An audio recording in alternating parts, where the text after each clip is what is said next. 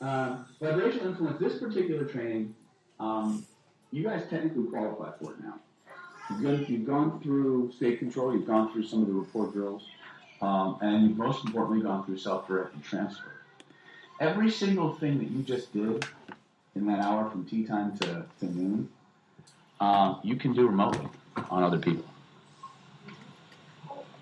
Once you understand the Bluetooth connection, which we taught you first learn to develop it within a few feet of each other. Once your experience level or your reality has been opened enough from that phenomenon to accept the possibility of even further connections and things like that, it becomes possible to access other people's neurologies and influence them at a distance.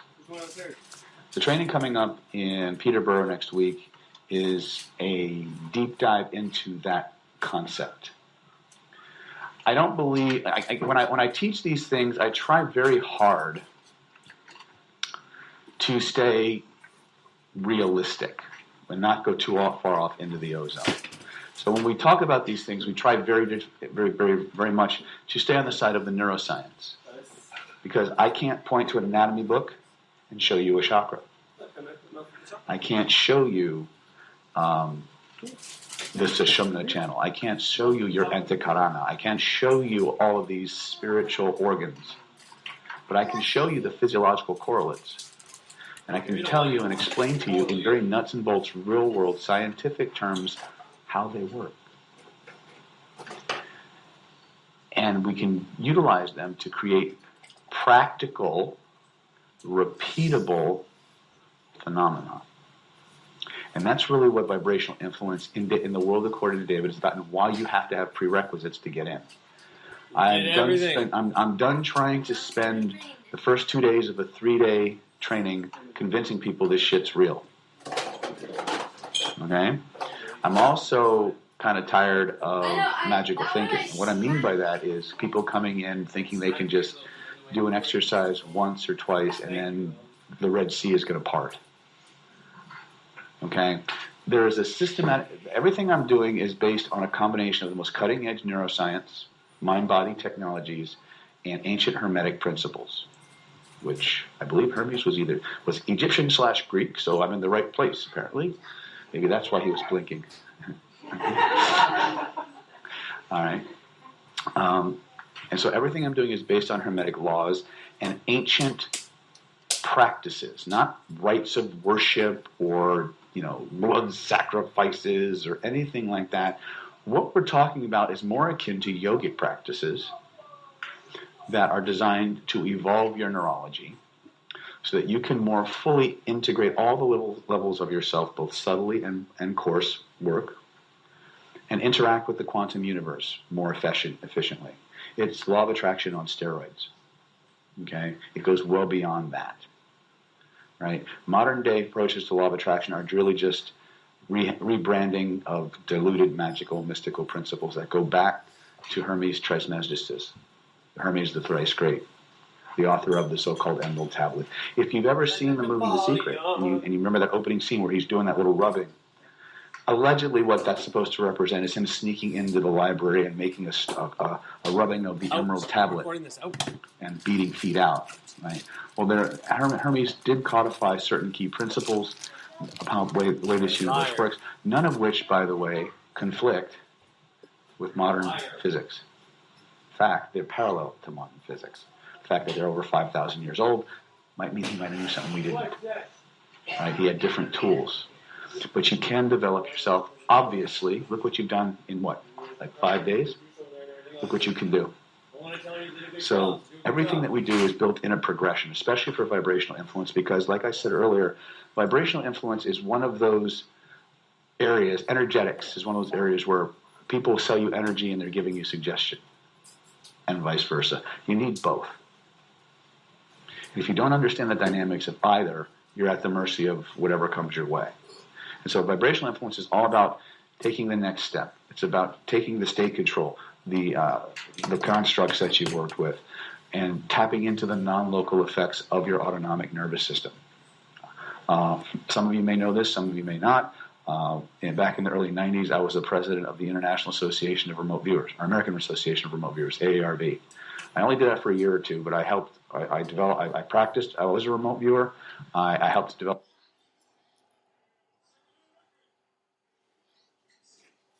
Come on.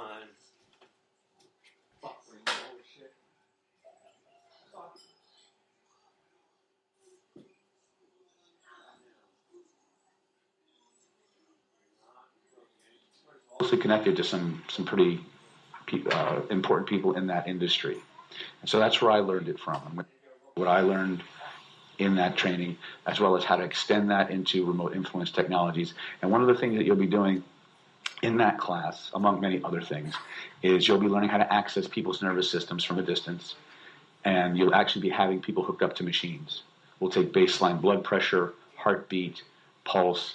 You'll take baseline readings, and you'll actually actively change those things. And then as you get further along the progression, you'll be starting to do blind work where you don't even know who you're influencing. And you're randomly assigned to affect the heart rate, the blood pressure, the body temperature. And the person you're influencing won't know who's influencing them. So the progressions get that way because you need feedback. Just like when we were doing, when we put you into trance for 30 seconds, you had no idea if you were doing it right or not until all of a sudden the beeper went off and your finger's up and you're out of trance. And all of a sudden, oh my God, the world shifts, right? So it's not uncommon for people to tap into somebody's nervous system and shoot their blood pressure up by 80 points or drop it by 80 points. We had one, and you didn't have to even believe it for it to work. We had one guy, his name was Jacob. You know Jacob. Seth, you were actually at that training. We had one guy come in. He just came in because he was one of our conversational hypnosis students, and he just wanted to come to the training because he was curious. He didn't believe in any of this stuff. And there was one lady working the front desk, and we had run out of people to play with that hadn't been exposed to this material, so they pulled her in. And Jacob was randomly assigned to raise her body temperature or something like that. So she comes in, and all the guys just take her off to the side, and they're sitting at the table, just kind of shooting the shit, having a good old conversation. Jacob's off in the corner going, running ramps, and just whatever he's doing to tap into her neurology. About 10 minutes later, I walk by the table. Sweat is pouring off this woman. And I go, are you okay? You're sweating all over. She goes, don't you feel that? It's hot in here. Right? She thought we were all doctors because of all the medical equipment. Right? But in the meantime, he was randomly assigned to do those things. And you will. I bought about 10 brand new blood pressure monitors and 10 new thermometers. So everything we do is about testable, repeatable phenomena. We'll teach you about sound work and how it affects your proprioceptive, how you can use sound to make the energy meridians of the body stronger or weaker, how you can get rapport not just with people but with elements so that you can take on the attributes of fire, you can take on the attributes of water or earth or ether, which is what trances people out, by the way. If you fill the room with ether, they all go into trance regardless of whether they want to or not. Right? These are all things that are practices that you'll learn about. You'll learn about how you learn all the different models of energy healing that I know. Reiki, DNA, theta healing, Bankston, pranic healing, Huna work. You'll learn some of the ways of energetic healing that are unique to the Hermetic systems. I'll give you all the books that you can study. We'll give you special breathing practices that allow you to literally breathe pain out of your body. If you're familiar with the systemic work that I do, you'll find that pretty much everything they're doing in systemic, as far as internal work goes, is textbook Hermetics. Because ancient systema is based on a Christian process known as hesychasm, which is Christian aesthetic. It's like a Christian yogi or a Christian monk. So a lot of their martial practices are descended from these yogic practices. You'll learn how it all integrates. You'll learn about what I call the ultimate law of attraction, or the ultimate manifestation technique, which is a derivative of the Bankston image cycling process. And I have not found a more powerful, rapid-fire, bulletproof manifestation tool ever. I have manifested literally impossible shit. Okay? Hard is easy. Impossible takes a little longer. Okay? This doctorate program you keep hearing me complain about shouldn't have happened. Why? I'm glad you asked. 2 years ago, I tried to do this program.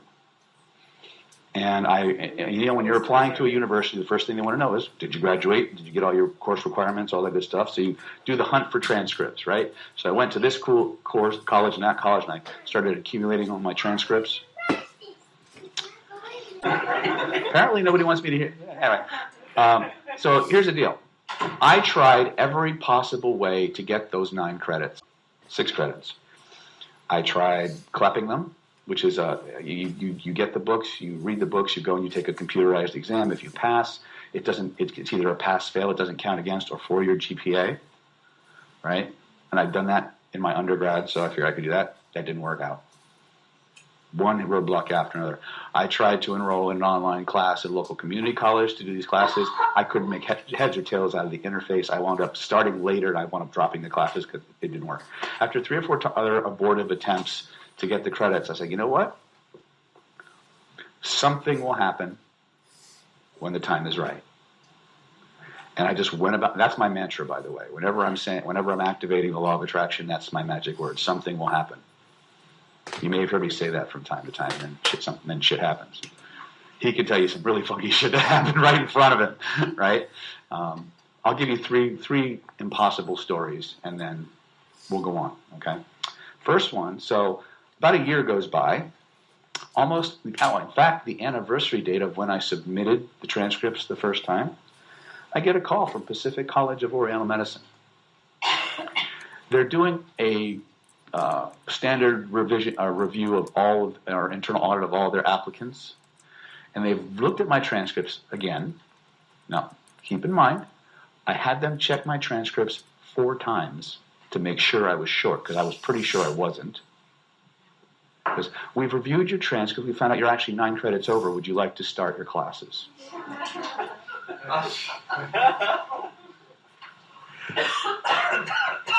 universe was conspiring against Yeah, think. Before, and I already knew something was going to happen. I just didn't know when. I just gave it and said it and let it go, right? About a year prior to that, 2 years prior to that, actually, my kids go to a Montessori school. It's a private school. I never imagined having kids in a private school. That just was not something growing. I grew up very middle class, like lower middle class. And my oldest daughter, Cassia, she had some special needs that needed attention. There was this one teacher at this Montessori school that just made her shine. It was just a real bonding experience, and we had her tutoring and doing everything we could to spend as much time with this teacher. The school was purchased by another Montessori group who were accredited through a different organization, and only teachers who had the accreditation of the new organization were allowed to stay there. Well, she wasn't, and so she had to leave. Now, my wife, God bless her, when she believes in something, she is the most relentless, pig-headed, stubborn, passionate. There it is. We are going to show you the video. Yeah, I know. My wife waged a one-woman war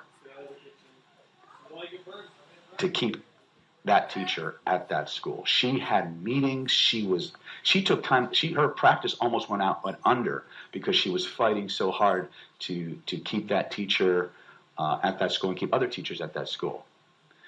And about 9 months into it, it was really a long process. As it was coming to about the 9-month mark, it looked like she was going to leave. The teacher had given her some recommendations for other schools. She was just not going to be able to stay. And the teacher we were trying to keep had just been given a job offer from a school in Hong Kong. Right? So I'm watching my wife because I don't interfere.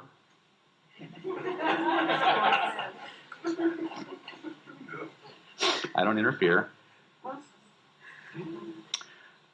And I can see she's frustrated. I can see she's,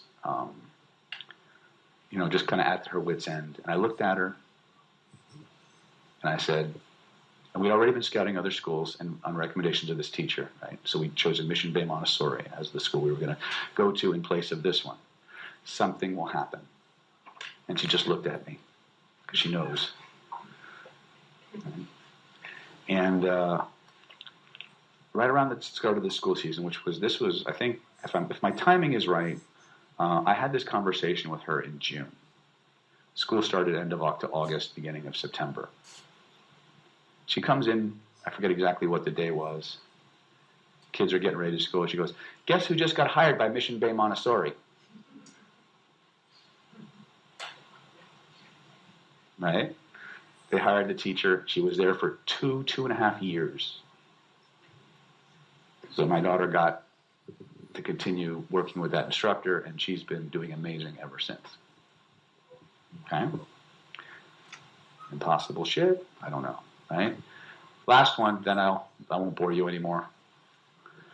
The last killer influence training we had, everything that could have went wrong with regards to, we have these cool little swag bags that we hand out, right? And with their little manuals and stuff like that. And for some reason, I never seem to get them ordered on time.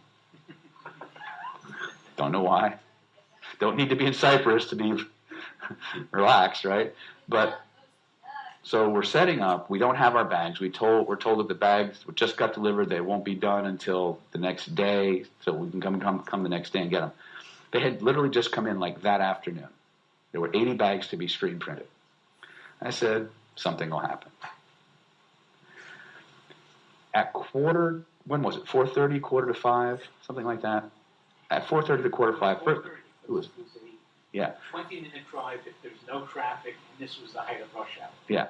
So we're at Office Depot buying lights because the room that they chose was really dark, and I don't like low lighting. It puts me to sleep. So we're buying these lights. I get this phone call. Now, we're probably no. Well, will you shut the fuck up? Speak when I tell you to speak. Damn it. Thank you. So there's 6 of us. So there were like 6 witnesses for this, right? There's me, there's Seth, there was Jeff Snyder, Phil from Down Under, who played Darth Vader in Australia. So my student really is Darth Vader. Who else was there? Was this? I don't think. Anyway, there was enough witnesses to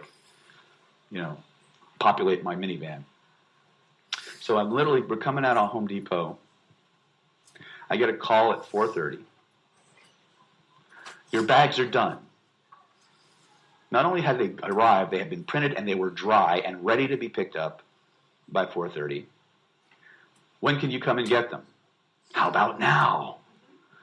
Right? Now, 4:30 in San Diego is not a good time to be on the road because the traffic pattern looks something like this. It's interesting, really, if you think about it, because the traffic is bad in San Diego, traffic is bad in Los Angeles, but they're bad in different ways. In Los Angeles, the traffic goes like this. Right? In San Diego, it's more like this. Right? So I'm like, when do you close? 6 o'clock. No, 5. Was it 5? Well,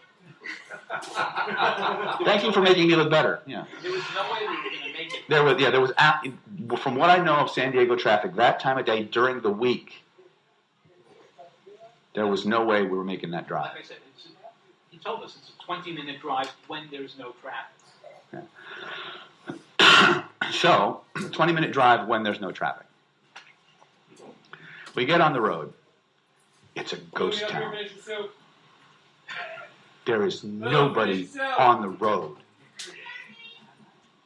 I literally said, this is unusual. They said, shut up, you'll fucking jinx it. So we literally got there in like 10 minutes. I walk in, I pick up the bags, I throw them in the car, and I'm thinking, okay, now the shoe's going to drop. Because now I'm going the other way. It's a fucking ghost town. We got back by 5:15. Someone else will die. All the bags were out. They were all looking at you to see if you had a comment. Right?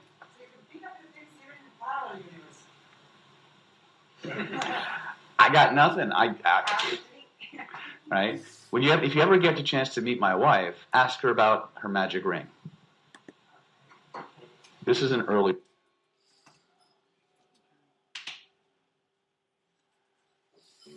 There's no such thing as a good or bad memory.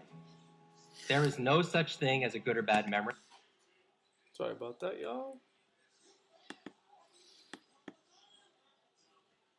It's not just ACHE. It's all, even the IMDHA. You go in there and you start seeing stuff on reincarnation, and you start seeing stuff on psychic skills. This is a hypnosis organization that prides itself on being a medical hypnosis organization. I'm not saying that those things aren't therapeutic or that they can't be healthy, but if you're gonna espouse a certain kind of credential, and you should probably be true to that. Stick to what they do. Yeah. Was here with Dean, and the first 2 years after he passed away. Mm-hmm. Then there was a mixed match, and a big difference Mm-hmm. between president and this and that. And John disappeared because he had problems with that. Mm-hmm. He also so it was a big drama. Wow. Honestly, I don't know because I'm not sure being part of them changes what I do for work. No, it shouldn't. Not at all.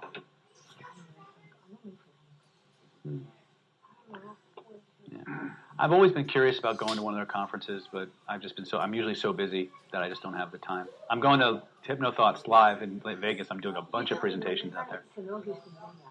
No, it's actually in July. Yeah. I'm going out there to do a 2-day post-conference. And I may be subbing for a lot of Brian David Phillips's talks because he's not coming out from Taiwan this year. So I'm doing one on conversational hypnosis. I'll be doing one on energy healing, or energy, what I call speed healing, which is basically a synergy of hypnotic technique and energetics, which we'll be working a little bit with tonight. You've seen the spinning techniques that we do and stuff. Well, that's about as hybrid as it gets. Well, I'm not good, and I know a lot of people go there, even just for financial reasons, because the care is very cheap. Mm-hmm. But we're going to be in Pasadena in September with like $140 Mm-hmm. It's nice, bro. Tell her.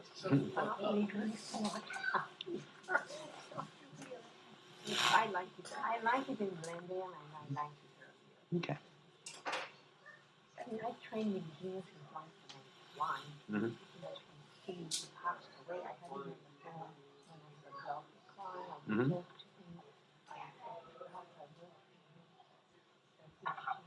him. Mm-hmm. The spirit stuff. Yes. Well, that's usually those things are usually cults of personality. I hate to use that word in the context of a hypnosis organization, but okay. It is 7:00. Therefore, your mother is now. You're here. So I'm just going to pull this up and going to kind of get started a little bit. So I want to welcome everybody who came out tonight. My name is David Snyder. This is my clinic, Action Performance and Wellness, also Action Hypnotherapy. My wife, Dr. Dawn Liu, is our primary doctor of chiropractic. She's an acupuncturist as well. She's also got a PhD in biochemistry, and she's forgotten more about a lot of the things she studied than most of us will ever learn. A very, very brilliant woman, so I'm very happy to share a clinic with her. I'm also a licensed acupuncturist. I have a master's degree in acupuncture and Oriental medicine. I'm a diplomate of Oriental medicine also with the National Accreditation or National Association of Acupuncture and Oriental Medicine. It's a national degree. I'm a I'm certified Reiki master teacher. I've been a Reiki master since the early 90s, before it was even cool, you know. I've been studying. I'm also a certified pranic healer, certified pranic psychotherapist. I'm a certified advanced DNA theta healer, if you guys are familiar with theta healing at all. If not, we'll talk about those different models of energy healing. I've been studying Hermetic Sciences, which is literally the art and science of magic as it relates to how natural phenomena interacts with quantum physics and metaphysics.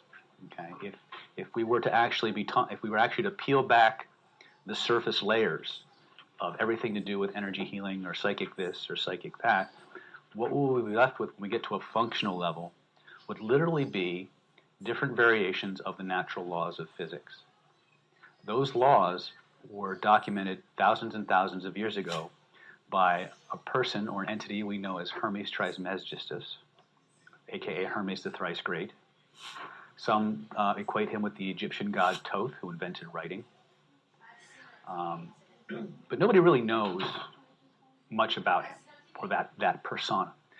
But if you've ever heard of something called The Secret or the Law of Attraction, then what you've got is a very modernized, watered down, and diluted version of what was known as the Tabula Smaragdina, the Emerald Tablet of Hermes, okay, which outlined a set of basic principles upon which our universe works.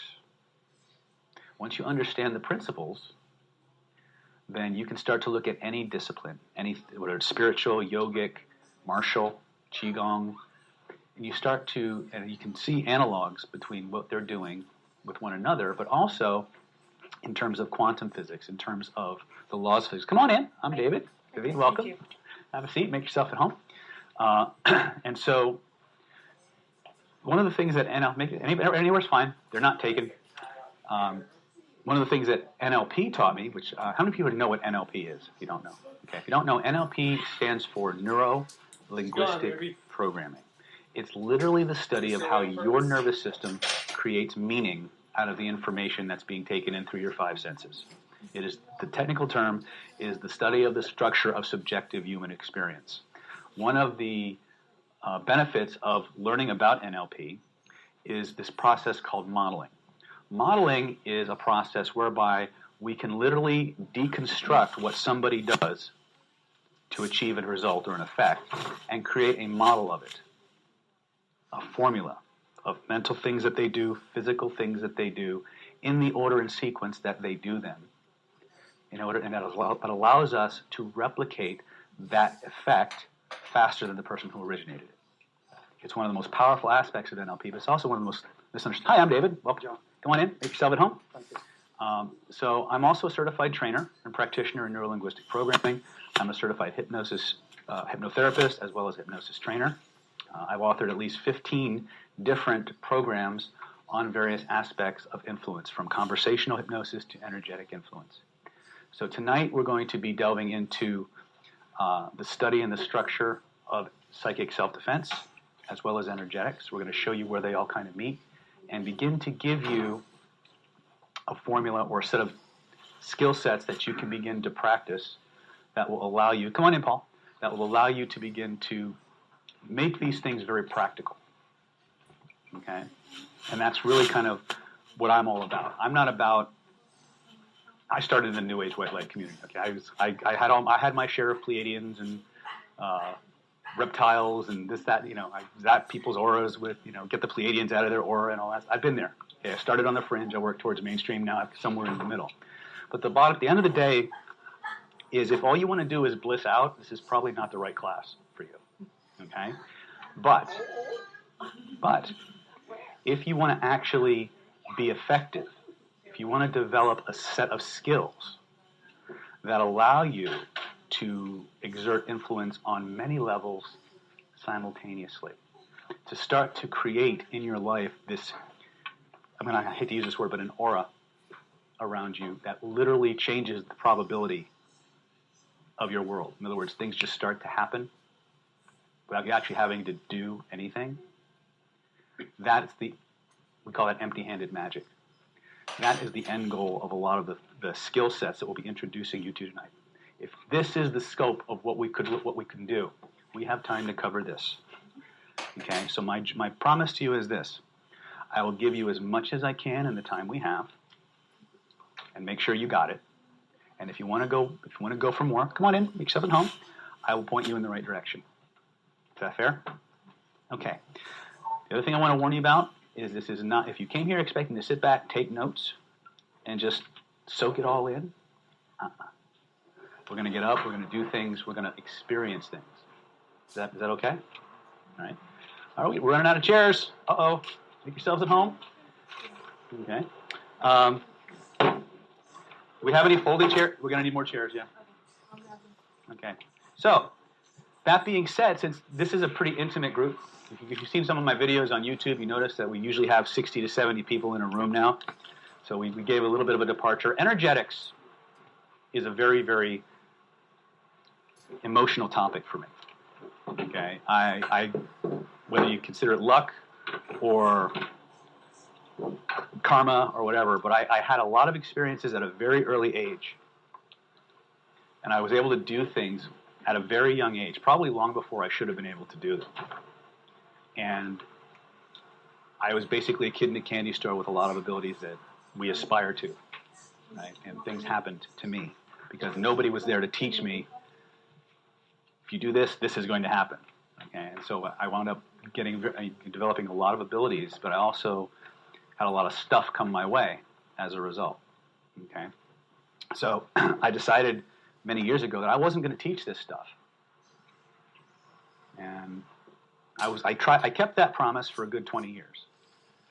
But the deeper and deeper I got into my study of hypnotherapy, of working with, come on in, Cindy, of working with different aspects of people and their problems. My specialty here at the clinic, by the way, there's a seat right there.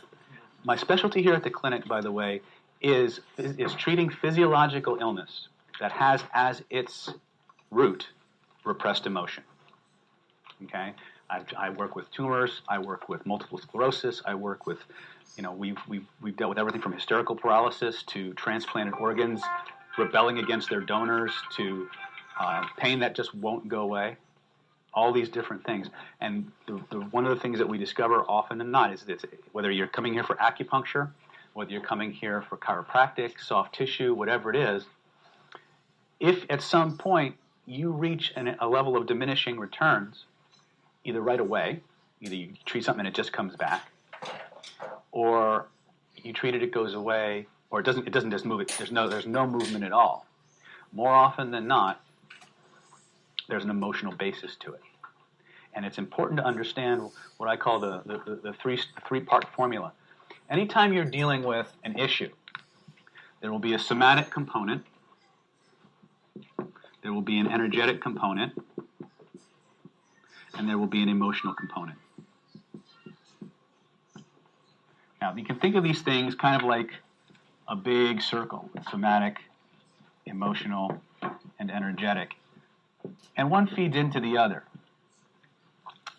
And depending on where the sticking point is, that's what we're going to address. A lot of alternative healers bag on Western medicine because they say, well, Western medicine only treats the symptom. They're just going to go in and cut it out, and it's not really going to solve the problem. You'll hear acupuncturists say that a lot. You'll hear hypnotists say that a lot. If someone's coming to me with a physical pain or disease, why is it I can go in with an acupuncture needle and in a couple of treatments back, and it keeps coming back? Because the energy is being generated by emotion. In Chinese medicine, we talk about two categories of pathogens. We talk about external pathogens: heat, cold, wind, dampness, dryness. Dryness is one of them, okay? External pathogens, things that invade the body from the outside, okay? Psychic attack falls into that as well. However, as we get into the psychic attack portion of this, you'll see how this all starts to fit together.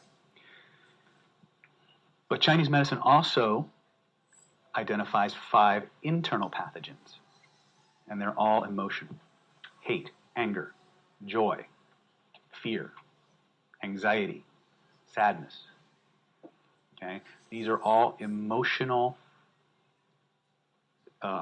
characteristics that pertain to the organs. Now, an acupuncturist, a Chinese medical practitioner, will treat depression pretty much the same way as if you had a problem with your liver. If you had a physiological problem with your liver like cirrhosis or something odd, the Chinese didn't really make a distinction between the physiological organ and the emotional expressions of a disharmony in that. So they would treat a lot of the same meridians, a lot of the same points. Does that make sense? Well, what we want to understand, though, is how this all fits together. We want to see the big picture first. Does that make sense? In order for you to contract something from the outside, there has to be a corresponding element inside of you, a weakness, a window, something, an aperture for that attack to enter the body. Does that make sense? So when it comes to things like psychic attack, psychic self-defense, the first thing we got to do is we got to clean up our own shit. Okay? It's the emotional parts of us, what's lurking at the unconscious level, the things we're refusing to deal with, that create the windows for entities, entity being wind or somebody thinking hateful thoughts at us, either just randomly or with deliberate intention to take root inside of us. How many people have ever heard of something called Huna? Okay, Huna is a metaphysical system, a psycho-spiritual system developed and practiced in ancient Polynesia, ancient Hawaii. Very, very powerful system. Very, very similar in some ways to a lot of the voodoo or hoodoo rituals. And the Hunas had something called the death prayer. And these kahunas would create these energetically programmed thought forms, little entities. We'll talk about those. Because the scary part is Western science is actually starting to discover that these things actually exist. We'll talk about it. Because the validation for that came from a piece of Western research that you wouldn't even begin to equate with metaphysics until you look at the characteristics of what they're describing instead of the name that they put to it. And that goes back to kind of what I was talking about with NLP. NLP taught us to look at the structure and the process of what's going on. And by looking at the structure, come on in, by looking at the structure and the process of what's happening, you start to see parallels. You start to see what's true and the same between everything from Wicca to Nikkyo esoteric Buddhism to Taoism to Hermetic science to yoga. Come on in. Okay, all of these things, when you divorce them from the geographic region, from the time period in which they evolved, and the nomenclature connected, the terminology used by that particular discipline, and you look at them all from a structural perspective, the parallels emerge. This is what every single one of these systems, come on in, is doing. Okay, I think we got a few more chairs, but hopefully we may have to move out to the terrace very soon. Okay, so what I'm going to give you tonight is the world according to David. Some of what I say may correspond to things you've learned. Some of this stuff may make you want to run screaming for the exits. And if politically incorrect language offends you, you should probably leave now. Okay? Because I'm all about getting results, and I'm all about telling you like it is. Now that straight talk sometimes upsets people. Okay? Be that as it may. So, that being said, I want to go around. You notice on your chair, there were two sets of index cards, or two index cards. One of those index cards is, because I'm giving each and every one here a very special gift tonight. Each and every one of you here is going to get a free 30-minute consultation with me just for hauling your cookies all the way out to Solana Beach and hanging out with me. Okay? All right? So here's how it works. I want you to just, when you can, sometime tonight, before you leave, write your name, address, telephone number, and a legible email. It's important to say that. On that card, and hand it to my wonderful office manager, Candy Lee Fogarty, or Tracy, who's out there manning the candy bar, no pun intended. And write down the best day for you to come in.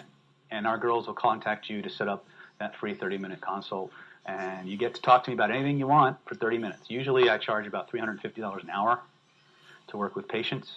Up until very recently, I only worked off medical referral. Okay, I just recently started opening up what I do to the general public. That's where all the big meetups started coming from, like Cindy's come from, and Abe was actually Abe was coming to our meetups long before we became cool. You know, so be that as it may. So what I want to do really quickly, the other index card is if you have any questions, anything specific that you want to ask or a question you want to get answered, write them down, and during one of the breaks, hand them to Candy or Tracy, and they'll make sure I get them, and then I will do my best to either answer them during the break, or if we wrap up and we have time, people want to hang out, I'll go through their questions. If I haven't answered them already during the course of the training, we'll go through that way, okay? And if that doesn't work, then I'll answer them in email. I'll just post it to the meetup board, and we'll do whatever we can, okay? One of the reasons that I do have an evil agenda, by the way. One of the reasons I do these meetups is because a lot of the students that I have don't live anywhere near San Diego. I have thousands of students all over the world, and they love watching what I do to you guys. They love the material that we put out because a lot of the stuff we put out for free is better than the stuff most people pay for. And I do that because I have a two-pronged mission in life. One is to end as much suffering as humanly possible, and the other is to show you what's possible for you and give you the tools to do it. That's what it's about. Okay? So, that being said, I'm going to just go really quick, and I want you to tell me one or two things you want to take home tonight. If you could leave here with just those things, you would consider it time well spent. Starting with you, what's your name? Susan? Susan, what do you want to take home tonight? Everything. Everything! I'm sorry, I'm married.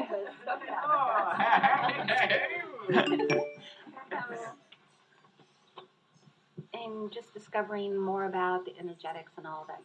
I mean, I hear what you're saying, and it's very interesting. It's Cool. amazing. I've touched on some of the things, and I've had a lot of health issues. Mhm. So I didn't really even think about the emotional component that was letting that in, and I want to end that. Okay. I'm like ready to. It's a great place to start. If you're going to embark on anything metaphysical, the first place you've got to start is cleaning up your crap.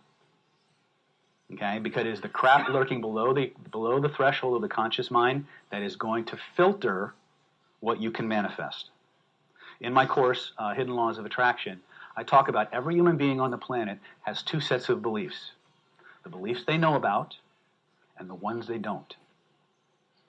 You know, in the law of attraction, you hear that the law of vibration says that you will attract into your life energies and events that are in harmony with your dominant thoughts. The problem is they don't tell you what your dominant thoughts really are. Your dominant thoughts are not the things you're consciously aware of. They're the messages and the filters below the threshold of conscious awareness that are filtering out what you pay attention to. And without a sets of exercises and procedures, you won't find them. You won't find them. Short of someone with the stature of Moses coming along and whacking you over the head with his staff and putting, the word of God directly into your head, which happens. There are people in this world who are very gifted that way. Most of them can't balance their checkbook, but there's a price to pay for everything, right? But those things do happen. Our goal is to take people who are average but with tremendous potential and remove the filters from your perceptions. To do it in such a way that you can begin to become more and more aware of the world that's all around you. You see, we don't really manifest anything. It's already here. We just have to reveal it. I also study Kabbalah, by the way. I've been studying Kabbalah also since the early 90s, before Madonna made it cool. So I'm very much a prima donna. Okay, but I was one of the few non-Jews that was allowed to participate in Kabbalistic rituals. I don't know why that is, but at the time, you went to the Kabbalah Center in Boca Raton, Florida, not here. Wasn't here, it was on the other coast. It was very weird. I was the only guy who showed up. They needed like a certain number of people for the service. I don't even remember what the service was. And they had like 11 and me. And like, and Shoal looked at everybody else was like freaking out. He's supposed to be here. And so there I was, right?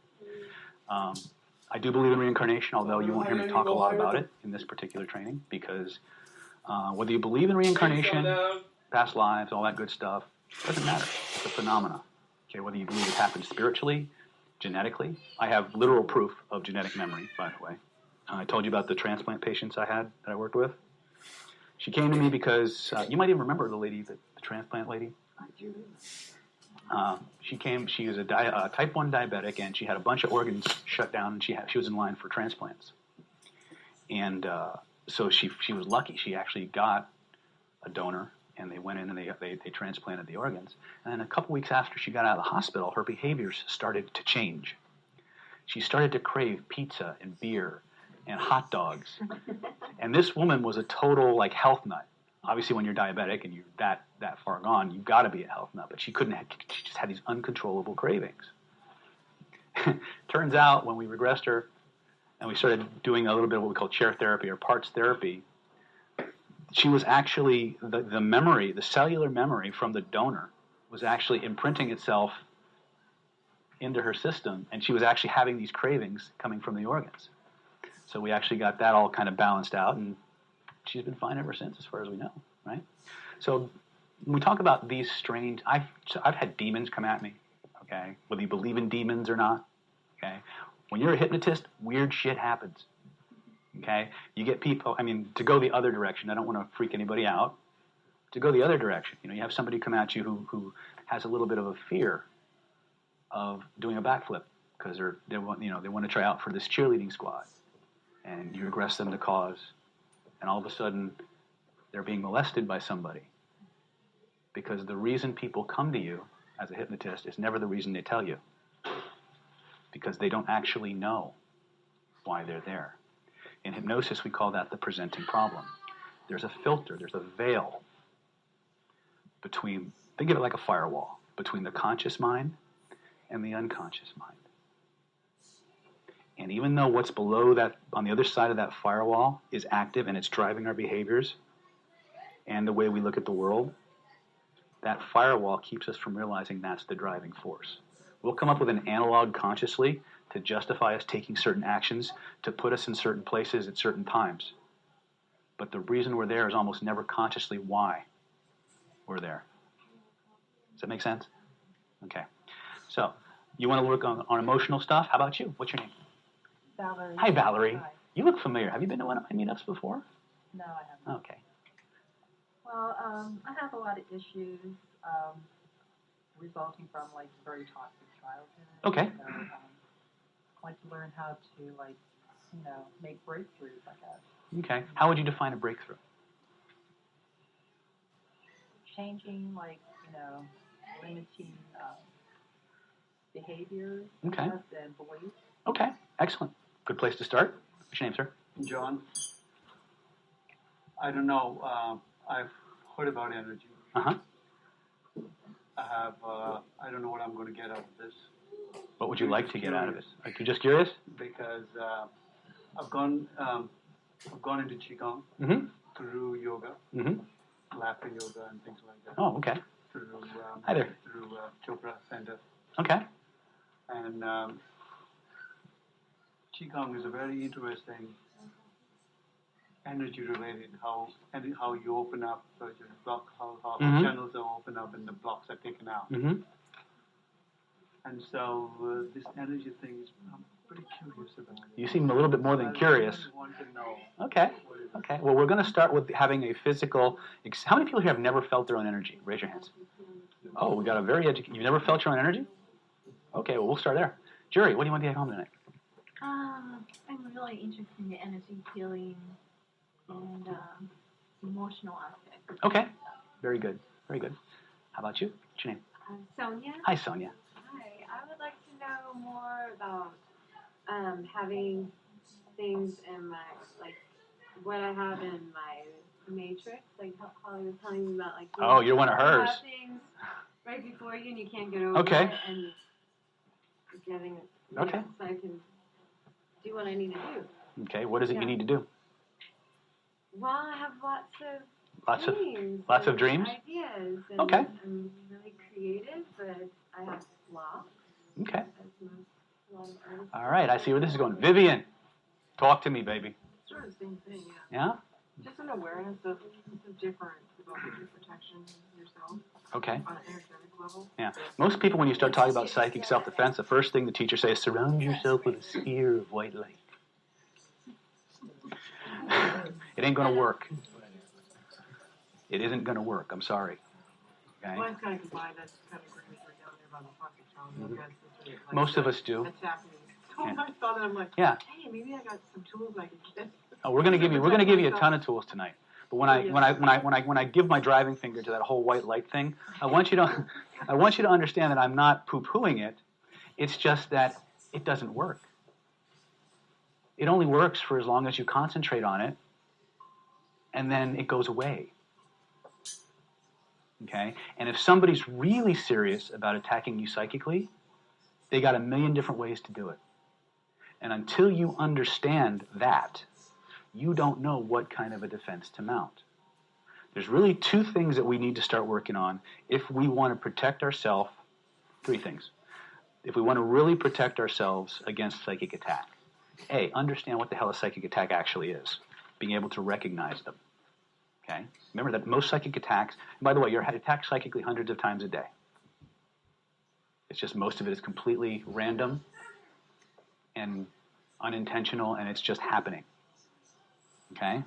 But then as you go further up the scale, you get into different types of influence. I'm an influence teacher. That's what I do. I teach people how to influence themselves and others on global scales, as well as on personal scales. Yes? Could you define psychic attack? Well, that's where we're going next. How do we define a psychic attack? Right? How do we define it? What is it? In Vivian, in your world, what's a psychic attack? I think it's a negativity. Somebody's thinking negative towards you or about you. Okay. That's my guess. And how does that attack you? You just get that negative energy from that person you can feel it. You can feel it. So a psychic attack has a feeling to it, doesn't it? Right? It makes you feel icky, right? Could there be forms of psychic attack that make you feel good? But we don't resist those, right? See, the world of psychic influence is a very, very, first of all, it's laced with people who are just fake, charlatans, this, that, and the other thing. It's also the world of, if there were a place where covert hypnosis was running rampant, it would be in the New Age and energetic community. Because you cannot do energetics of any kind without altering your consciousness. Does that make sense? Anytime you watch a commercial, you are under psychic attack. Anytime you read an advertisement, you are under psychic attack. Somebody out there is seeking to influence you without your awareness, or sometimes with your awareness, but without your permission. Whatever their agenda is, whether it's to help you or not, any form of unwanted influence is a psychic attack. Period. Now, that being said, we can't move through the world walling ourselves in and afraid of every little form of influence that's thrown at us. We need to start to create levels of discernment, levels of awareness, so that we can, levels of awareness about ourselves and about the environment, so that we can begin to choose whose influence we allow and whose we don't. Does that make sense? Okay. How many people here have ever done something they didn't want to do? Congratulations. You just threw one big myth out of the water. People say hypnosis can't make people do things they don't want to do. How many of you just admitted to doing something you didn't want to do? Were you asleep? You were wide awake, right? Okay, that was with your critical factor, the self-defense mechanisms that you know and understand fully in place. And yet, people out there made you do things you didn't want to do. Right? Now, I'm not saying hypnotists are bad. Matter of fact, we're probably the good Jedi in a world full of Darth Vaders. I gave up being Darth Snyder, by the way. So we train good Jedi here. But the bottom line is we have to decide. We have to become more and more self-aware. We have to engage in more and more awareness of our thoughts, our feelings. When we get into situations where we're starting to feel a change in our bodies and we don't know why. And we don't know why. Well, That's when we have to start having little alarms go off and say, okay, I'm feeling the change here. What's behind it? Does that make sense? The only way to do that is to go inside and begin to clean up your stuff. Because as you recognize your stuff, you will start to recognize it in the people around you. Because the people who are really good at influencing you psychically, whether it's through their words, through their intentions, through their gestures, or some combination, are somehow tapping into and are drawn into your sphere, into your presence, by the unique vibrational signature your conscious and unconscious mind are sending off. In other words, the thoughts you think, the beliefs you have a frequency to them. And there are people who can tap into that, either visually. If you ask a mugger, a lifelong criminal, to look at the body language of people on a random video, they will tell you who the best victims are in seconds, just by their body language. But there's also this uncanny predatorial sense about them that tells them who's good, who's a good target and who's not. So we want to take ourselves off the menu. We start by identifying, who we are, what our values are, and how we know we're getting them, and then screening everybody who doesn't match. Does that make sense? When I talk about a value, there's an emotion. If I were to say, Vivian, what's something you absolutely cannot live without in your life? Honor, freedom, security. What would one of those be?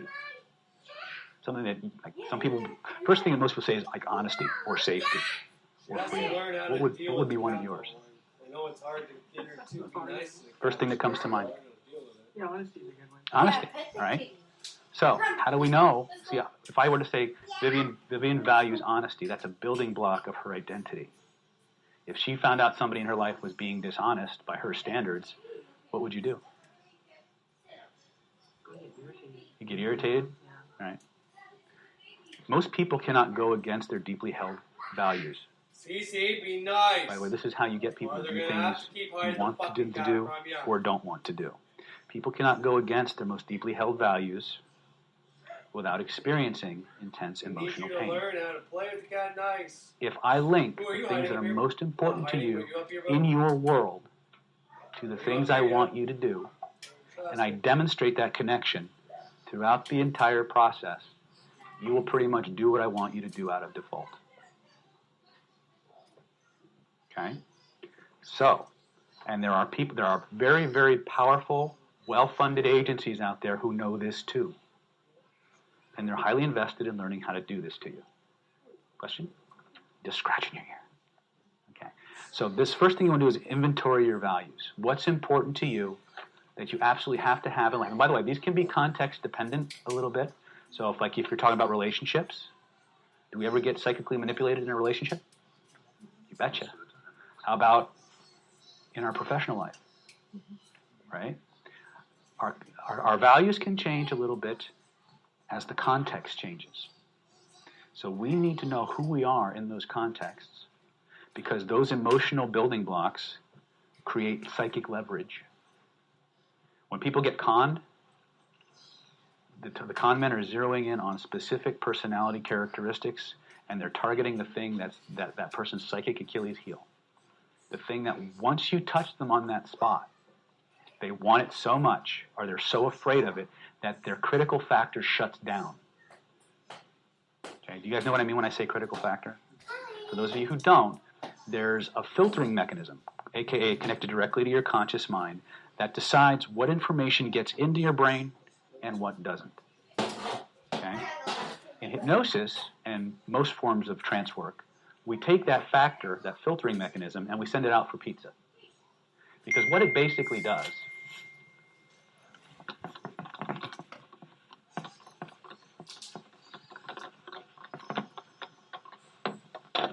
let's say this is your brain on David, okay? And let's say there's this little aperture right here, and information's coming in through this little aperture. Maybe it's your third eye, I don't know, right? But there's this little guy here, or girl, kind of like a bouncer outside a bar, you know, the ones who sign if you're dressed good enough to get in, right? And in here is this little filing cabinet, and it's full of positive things, and it's got negative things.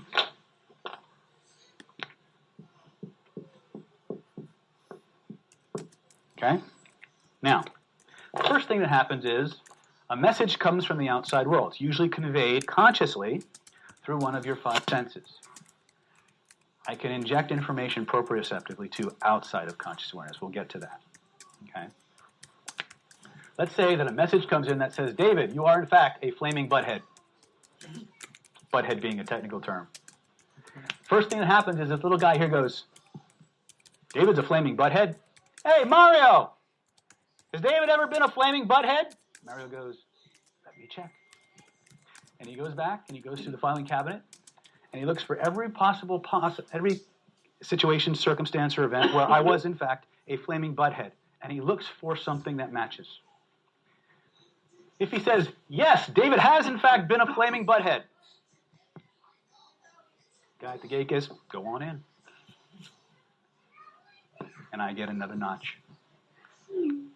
If, however, a positive message comes in, it says, David is the next Messiah. Little guy goes, hey, Mario, is David the next Messiah? I don't know, let me check. He goes back. He flips through his little filing cabinet, finds no evidence that David is the Messiah. Nah, he's full of shit. You're full of shit. That message gets kicked out. Nothing gets logged in. My reality stays the same. That, in a nutshell, is how your conscious mind works. It's just a filter. What we do in hypnosis, and it has a direct correlation to what we do energetically. Everything we do hypnotically has an energetic component. Understand that? You cannot, yes, sir? How do we put information in the filing cabinet? I'm glad you asked. When we start to do transfer, when we start to practice altered states of consciousness, there's many ways to do it. Hypnosis being the most direct in terms of creating powerful positive change rapidly. Don't confuse hypnosis with meditation. In meditation, we're being receptive as a rule. We are receiving something. Hypnosis can be receptive, but it's more directed. It's very targeted. It's very do this, do that, we're done. Make this happen kind of a stuff. So it has a manifestation aspect to it. But the receptive part of it is really, if it's in terms of heterohypnosis where someone's guiding you through the process, that receptivity is being directed towards the hypnotist, the person guiding you through the trance process. If it's meditative, it's towards a higher entity or power. Does that make sense? Which brings us to the second thing you absolutely need if you want to be consistently more immune to psychic attack. You need a closer connection to source. You need to be in resonance with a vibration that is dramatically higher than what's being thrown at you, and maintain it. If you can do that, then most forms of lower psychic attack will not work. Okay? Because your state, your frequency, that energy can't survive there because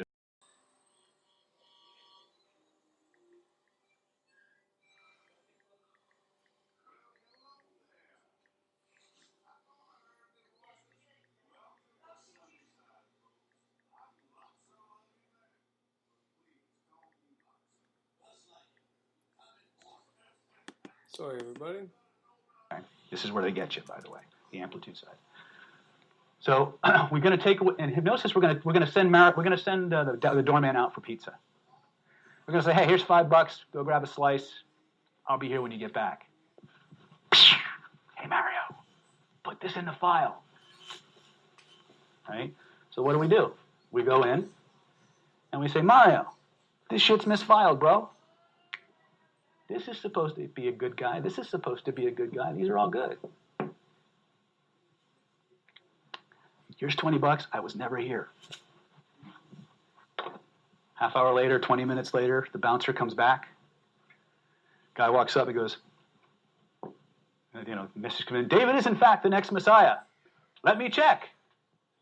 Is David the next Messiah? I'll go look. Oh shit. Let his ass in! Right? That, in a nutshell, is what we do in hypnosis. We either remove the negatives, or we find the way for the conscious mind to process the experience so it can learn what it needs to learn and let the emotional component go. Because that is actually the job of the conscious mind. The conscious mind is designed to revisit these events, to sort out, analyze, and take the lessons from that experience and let the rest go. Unfortunately, nobody told the conscious mind that. Okay? How many people here have ever seen like movies with bachelors in them? Right? You never seen that? All right. Everybody ever notice that a bachelor's pad is a little dirty? It's a little cluttered. A little, right? But what happens the night of a hot date? It's coming over. All of a sudden, everything that's on the floor, under the table, it's in the closet. It's under the bed. It's under a cushion somewhere. Right? And then we forget about it. We go on with our life. And 3 weeks later, we go to get something out of the closet and get hit with an avalanche. That's a literal representation of what your conscious, unconscious mind does with unresolved emotional issues. That behavior is adaptive. It was designed when we were running with the cavemen. It was designed so that if I'm scolding my child for, leaving the camp, that I wasn't still scolding him or her when the Tyrannosaurus Rex came out of the woods and tried to eat us. It gave me the ability to stop thinking about this for a moment and deal with the more immediate problem. The problem is we forget to go back and revisit, mostly because of our culture. Okay? How many people here have ever been driving along on a bright Sunday morning, happy as a clam, maybe your favorite song's playing on the radio, and then a shitty memory from when you were 7 pops out of nowhere?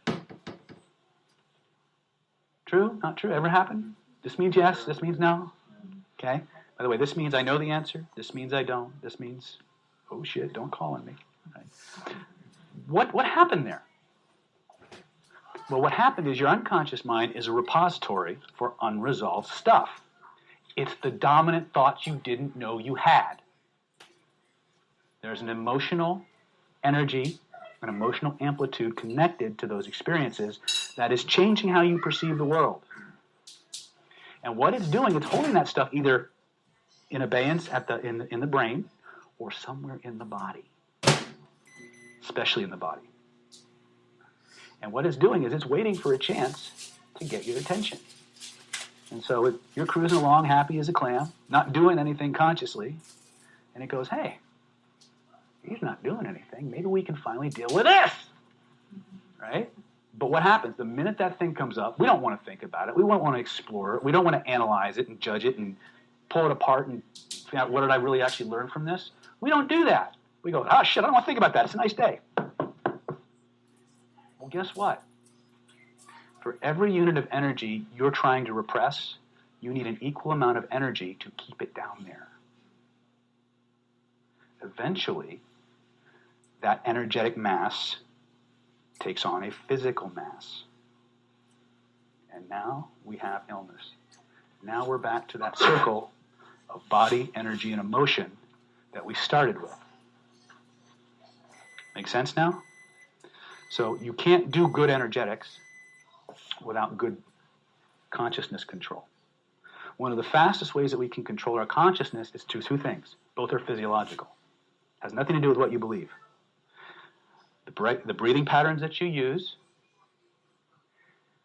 and the physiology that you hold. Okay, in Qigong, they have all of these different postures, right? Well, for those of you who if you've been to some of my attraction meetups and things like that, you've heard me talk about a woman named Amanda Cuddy. I think is it Amanda or Ann? I can't remember. Amy Cuddy, who talks about this thing called postures of power. They finally got around to validating what the ancients have been teaching for hundreds of years, not thousands, and what I've been teaching for the last 10, is that the physiology, the posture, and the breathing patterns that you hold change your emotional state. To the point that if you hold the posture long enough and strong enough, you can't feel bad.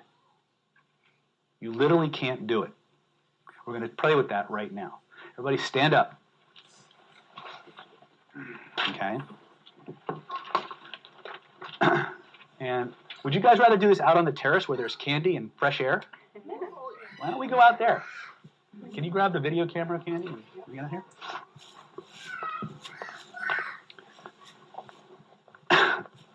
By the way, there's lots of free coffee, candy, help yourself. All right, so now,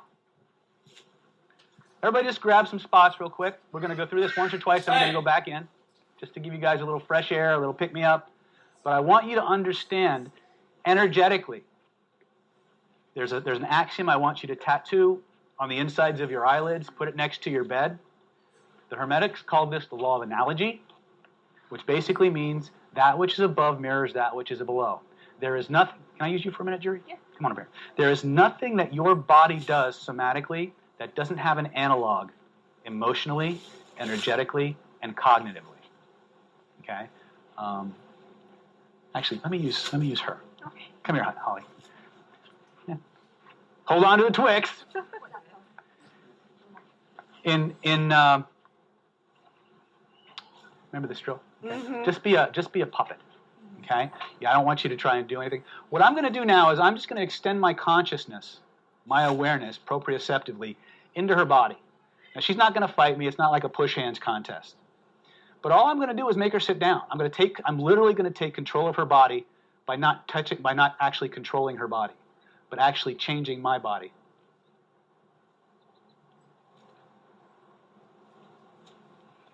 Oh. Yeah. Okay. How do I do this?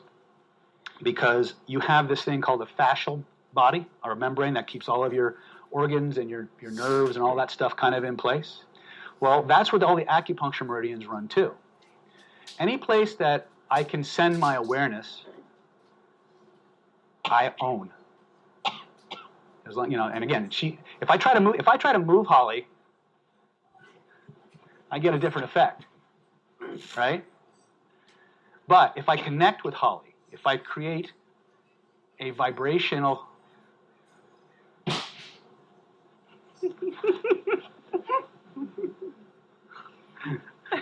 Thank you, Holly. Okay, so weird stuff, right? I could do this to all of you. I just chose Holly because she's had it done to her before, and she's kind of cute. So, not that you're not, but you're next. Okay, fine. You didn't. I'm not cute enough to make fall. No.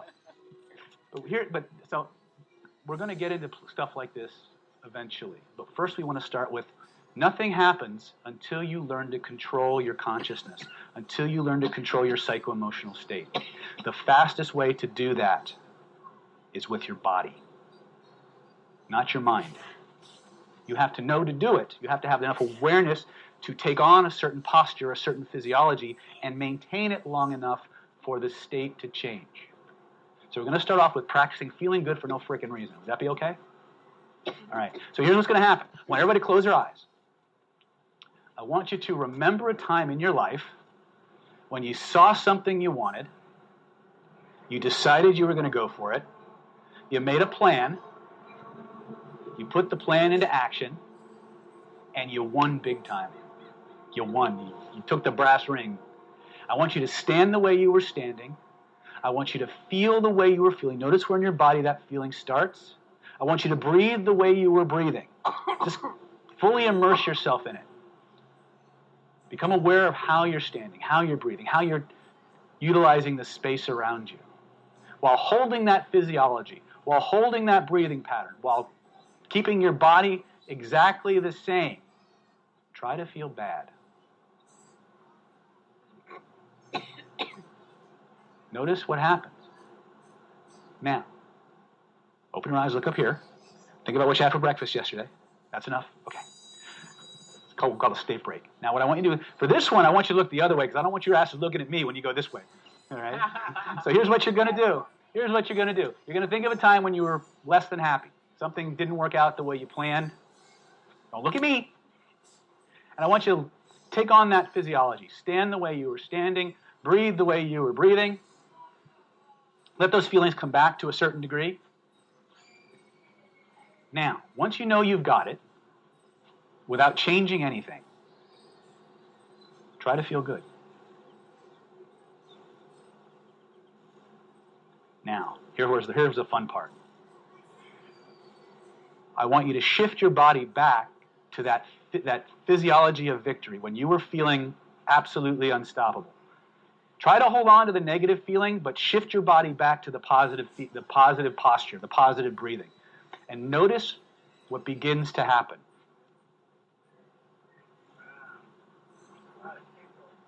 Oh, tingles, huh? Your tingly parts tingle? Right? Let's bring that physiology of absolute victory and success back and try to feel bad. Notice your state inevitably follows your physiology. Okay? When you know you've got it, double the feeling. And then double it again. Turn around, look over here. Okay. Austin, you want What do this you discover? soap? Oh, when you're feeling good, Want it's this soap? not possible to get a negative. The negative diminishes as much as possible because the good feeling gets better and better. When you shifted your physiology, Paul, what happened when you shifted your physiology? Your mood changed, right? What happened? Dissipated, right? Congratulations, you've just learned how to defend yourself against 90% of all psychic attack. All you have to do is change your body. And your emotional state changes, The way you perceive reality has to change. Therefore, you become much harder to influence. Remember, the reason for a psychic attack is to get you to do something that somebody wants you to do. The fastest way to get you to do something is to put you in an emotional state that the behaviors resulting from it is a natural byproduct. If I want to, what's your name again? If I want to get Chris to do something, most of you guys are guilty of this. How many guys here have ever tried to get a woman to go out with them by giving them all the facts and figures about their life? The guys won't admit it, but the girls are like, yeah. You ever tried to reason a woman into going out with you? You notice it probably didn't work, right? However, if you make a woman feel a certain way around you, she decides on her own to go out with you. It's just a question of when you'll get around to asking. She's already made the decision. You're just waiting for you to act on it, right? You will never, never, never change somebody's mind by giving them facts and figures. Ultimately. That's the hard way to do things. If you want to change somebody's mind, including your own, change the way you feel. Change the emotional states you're currently living in, and everything about how you make decisions will change. Okay? Let's go inside. We'll take a 5-minute potty break, grab some candy, grab some coffee. We got lots more to do. A little chilly out here for some of you. Yeah.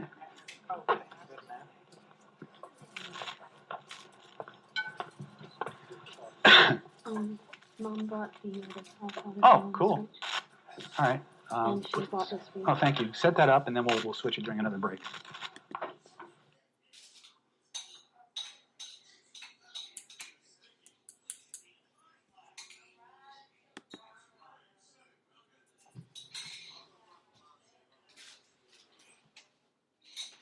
Come on in.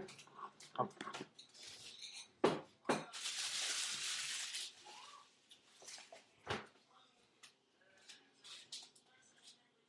Awareness is outside of your control. The fact that you're interested in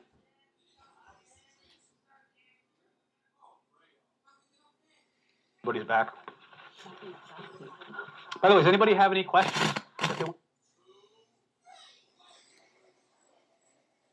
More and more of an animal and less of a Homo sapien.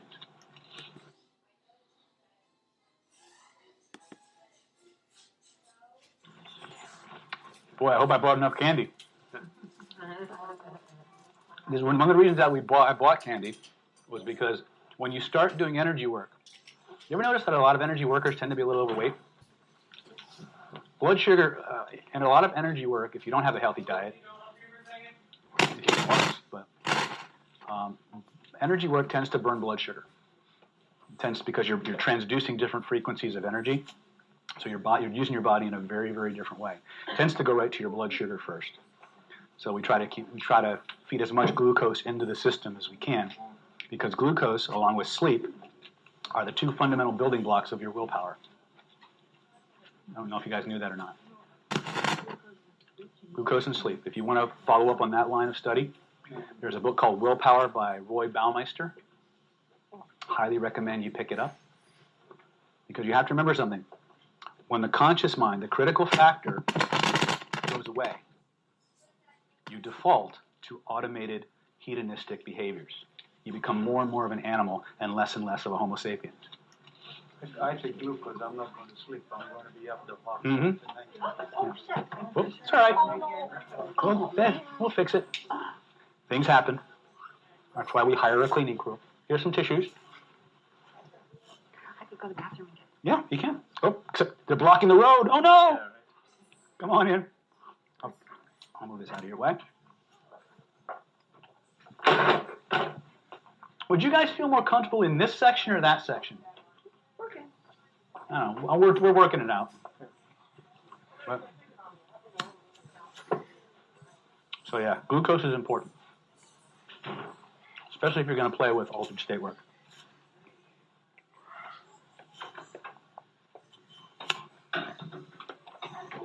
How we doing, girls?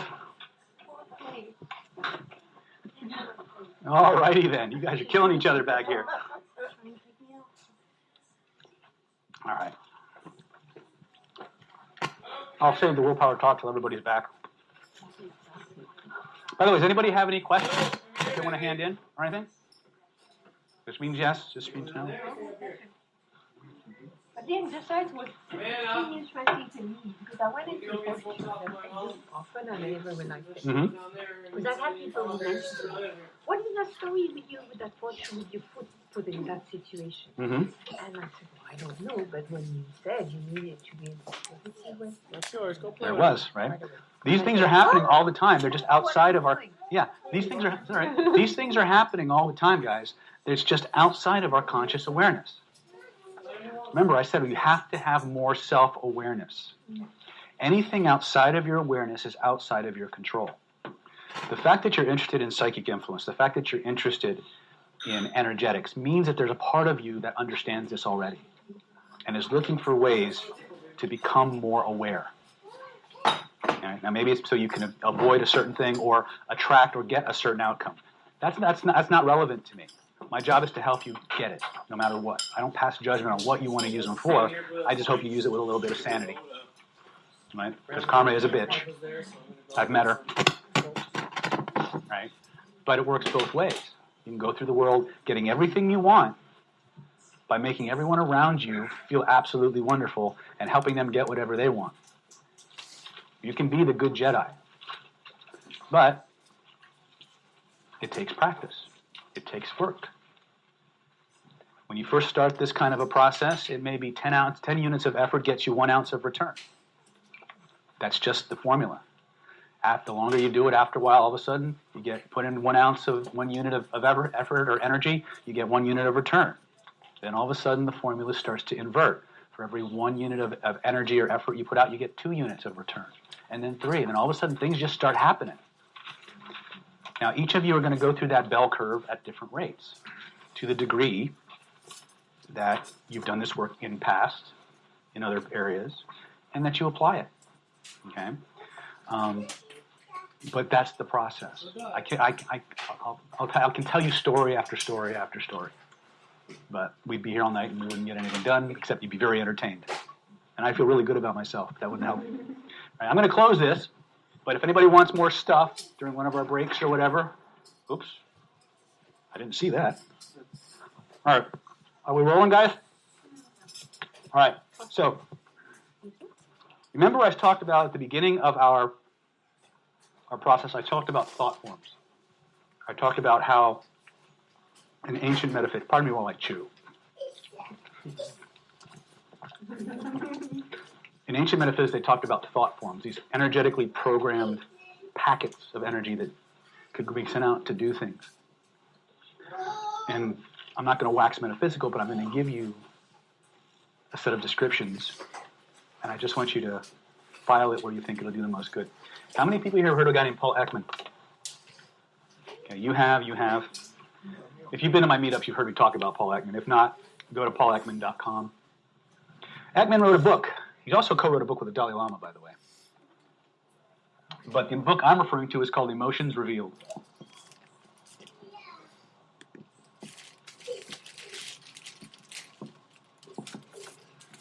In that book, Ekman coins a phrase for a process he calls the emotional refractory period.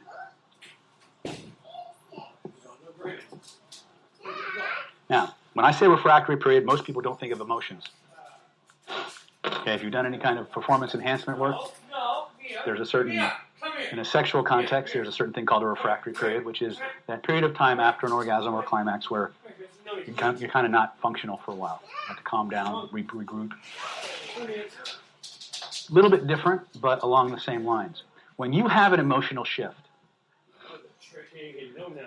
there's a part of your brain, you could consider it part of your critical factor, or some other part, but the behavior is what we're talking about. We don't really care what part of the brain is isolated at this point. But what happens is, when you have an emotional shift, you never have a 10-second warning that you're about to get an emotional state change. You don't get the warning, you're about to get pissed off. It doesn't happen, right? Something happens, you get pissed off, 10 seconds later you realize you're pissed off, right?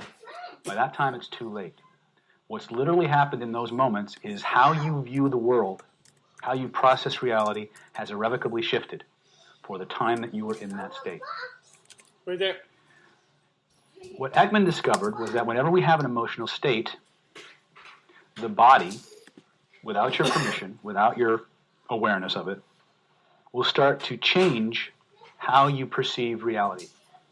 It will start to consciously cause you to focus only on the elements of the situation, context, or interaction that reinforce or re-trigger the emotional state you're already in. So if I want you to decide something really in my favor, fastest way for me to do it, depending on what it is I want you to do, is either make you feel really, really good or really, really bad. And then present the information to you. And you will process that information differently than if you were, and the fact, that could be the exact same facts. You will pay attention only to the facts in my story, only to the elements in my story that reinforce the feeling you're having. Okay? That's how we work. Right? Kids instinctively know this. When they come home, when they want something from mommy and daddy, they go to the other parent and they go, Dad in a good mood?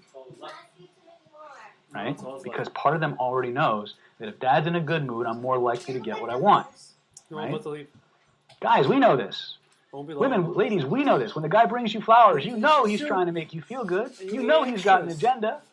You don't care. Talk about it, but it's not Right? supposed to be like You're that. wary of it. Your lunch or your breakfast. But even though you know what he's trying to do, there's still a part of you that feels good, and it's not so bad. It's not so manipulative. Until he does something stupid later on in the date, right? Which is usually what happens. When I teach the 7 stages of what I call the mating dance, which is the 7 stages of body language that men and women go through on the way from stranger to intimacy, men inevitably screw it up. Because there's only 2 places in the, there's only 2 places in the whole process that a man actually has to do something. Everything else is just copying what the woman does. And they screw it up. They screw it up every time. They always go for the kiss too soon. And they blow themselves right out of the water. That's a different meetup, we'll talk about it. But because we get excited, we have perceptual filters going on. Okay? But getting back to this emotional refractory period, literally every emotional state that you experience is like a little life form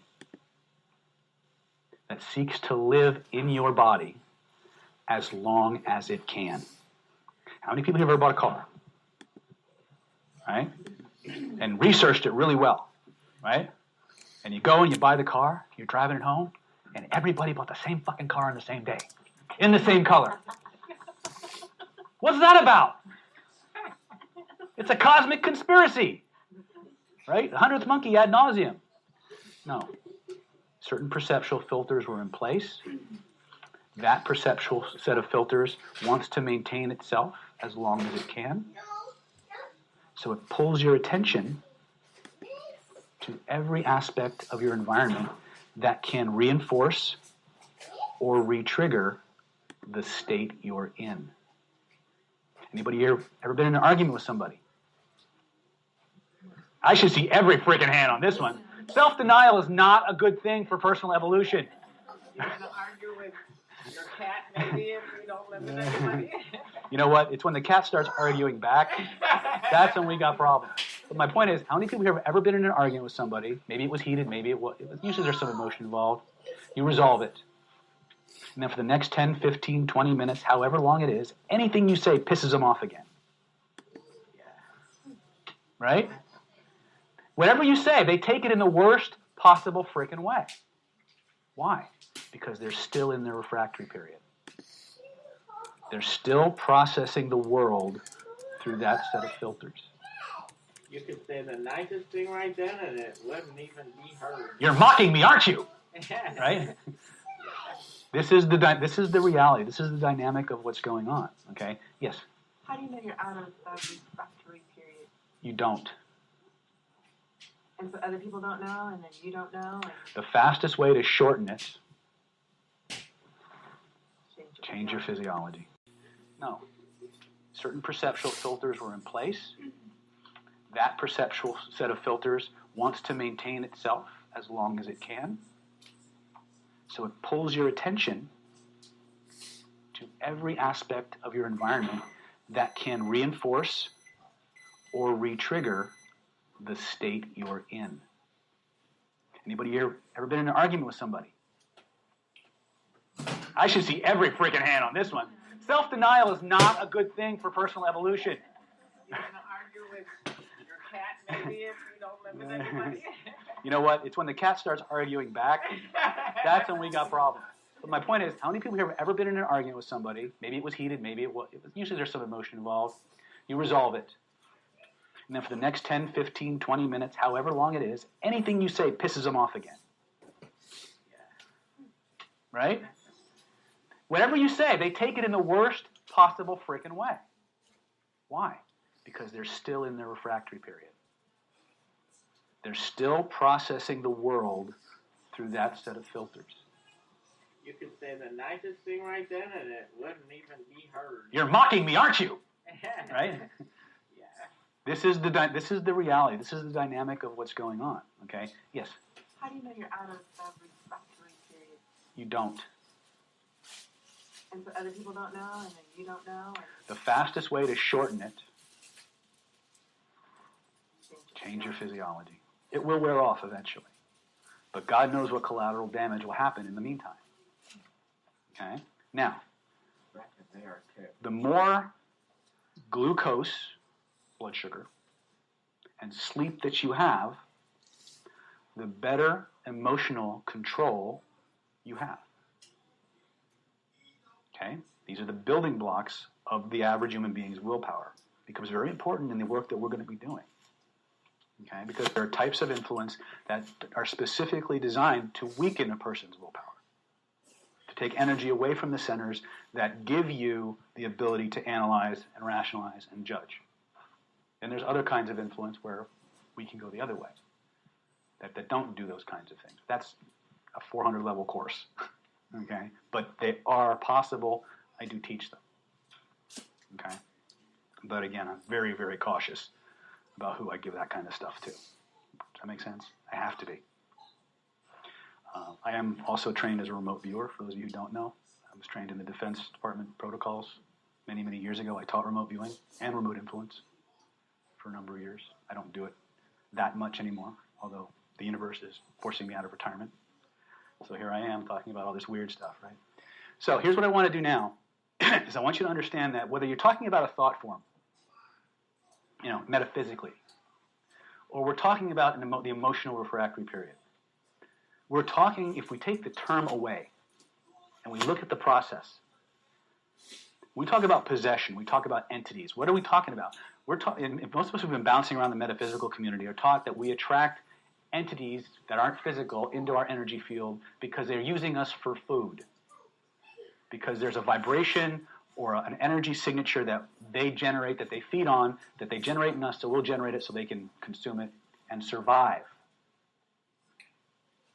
Doesn't that sound an awful lot like what I just described in terms of the emotional refractory period? It's seeking to re-trigger a state or set of perceptions in the world so it can maintain itself. Look beyond the term. Look beyond the context. Look at the process. Whether you believe in actual thought forms, which I do, by the way, or you believe it's just something your nervous system is doing, which I believe, by the way. They're not mutually exclusive. And to change it is to change your path. Wow. Fastest way. Are there other ways? Absolutely. But what's the fastest, most practical way to do it? If you have a shitty feeling, that shitty feeling has a physiology. How many people here have a fear? Okay. We'll all do this together. I want everybody to put your stuff down. This is really weird. Okay, Richard Bandler showed me this. I trained directly with the founder of NLP, by the way, Richard Bandler. So here's what I want you to do is, maybe we should do this with partners. Who's got a good one? Eve, come here. Bring your chair up here. I'm going to demonstrate this on Eve, and then we're going to break up into groups, and we're going to do this real quick. Okay? Okay, so just sit on there. That's good. Now, Eve, is there a fear or something that, like a fear or something that you don't have, that you have? Okay, here's what I want you to do. I want you to sit, when you feel that way, I want you to sit how you normally sit. Well, I'm feeling the fear now. Okay, good. That's fine. And just let the fear come in. Good. Okay, good.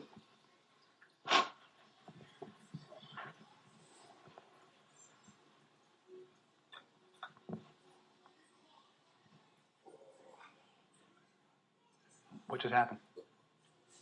Fear dissipated. Like what? I didn't intentionally smile. I realized my face was moving. Wow. And I try to bring it back. Bring back what? The fear. Why? Okay. What? Usually that disrupts the whole neurological pattern and can't get it back even if you go into the posture. But you don't have to test it. You're happy where you're at, aren't you? Of course I am. What did I do? For something so simple, I just can't even believe it. Come here. I get people that want to be healed, and this what you did is Come here.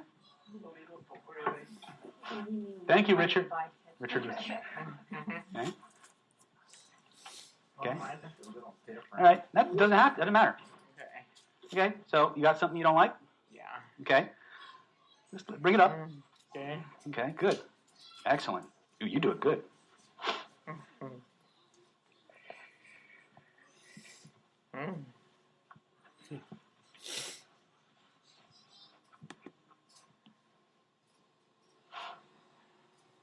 Sit up a little bit. Just like that. Well, bring me down. More grounded. But I don't.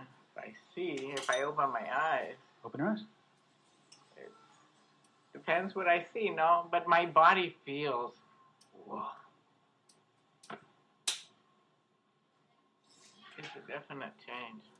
Good. Now, watch this. Point to where you see something when you feel that feeling, right? Or you Yeah. used to, right? Yeah. Point to it. Trace the edges of it with your finger. The edges? Yeah. Oh, wow. Okay, so grab the edges of it. Go, like closing a window on your iPhone. And take and go. I try to bring it back. I don't want to bring it. No, just leave it there Okay. Give her a big round of applause. Okay. What did we do? The human nervous system is the world's largest, most complex, holographic information processing system that exists. The reason many times why we don't get the level of change that we could is because we work in one part of the system at a time. When I learned NLP, the only time we used multiple... She's all blissed out. Look at it. Right? I'm feeling so well, okay. Just enjoy it, okay? The reason is, remember, we have visual, auditory, kinesthetic, olfactory, and gustatory information that comes in through the five senses that we can consciously pay attention to. We also have this level of information that is unconscious. You also have a different set of sensory mechanisms called proprioception. Proprioception would be the physiological analog of your aura. Okay? It's the part of you that if I had my eyes closed and I put my hands out like this, it's the part of me that knows where in space my hands are. If I reach into my pocket and I feel something, it's the part of me that knows what I'm feeling in my pocket without me having to look. There are at least six different nerve endings that feed information into your proprioceptive nervous system, one of which is electromagnetic fields. One is kinesthesia, nociception, mechanoreception. These are all things that are processed pre-consciously. Before you ever become aware of anything, your nervous system has already been doing all kinds of stuff to it. Okay? The analog would be your auric field, be that as it may. When we work with the visual, auditory, kinesthetic, and olfactory systems, we're working with one part of a much larger, comprehensive network of information. Each and every one of you, I didn't get through everybody, but I'm hoping that this half of the room that didn't get to tell me what they wanted to take out of today is getting kind of what they came for. Would that be true or not true? Is that true for you? Okay. You wouldn't lie to me. I'm watching. Okay. Okay. But when you were watching this side of the room, when they started describing their problems, what were you paying attention to? How related to you? Very important, right? We're always seeking that. That's one aspect of the law of analogy, by the way. How many people were listening to their story? Raise your hands. How many of you were paying attention to the tonalities they were using? How many people you were actually paying attention to where they were gesturing? Or how? You see, remember Mario in the filing cabinet? Well, Mario's filing cabinet isn't just the memory that we understand it. When they start describing their baggage or their problems or their things that are blocking them, and they start doing things like this, and you see how the hands are moving? They're giving you a literal representation of the structure, the energetic structure of that problem. They're telling you the direction it's moving and where in their field it's located.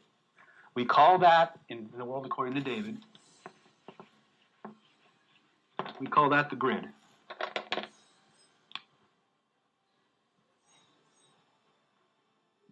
The best metaphor I have ever come up with to really explain the grid, besides your iPhone, your opening windows, closing windows. Anybody here ever see the movie Iron Man or Mission Impossible?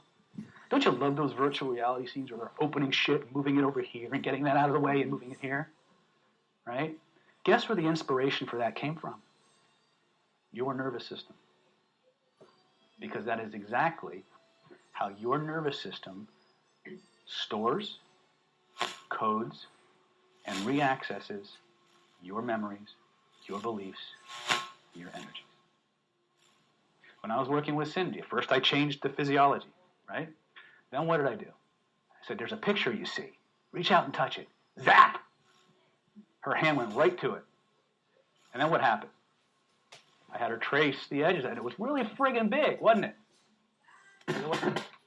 That's the structure of most shit. Things that are holding us back, things that bother us, we made it really freaking big below the level of conscious awareness.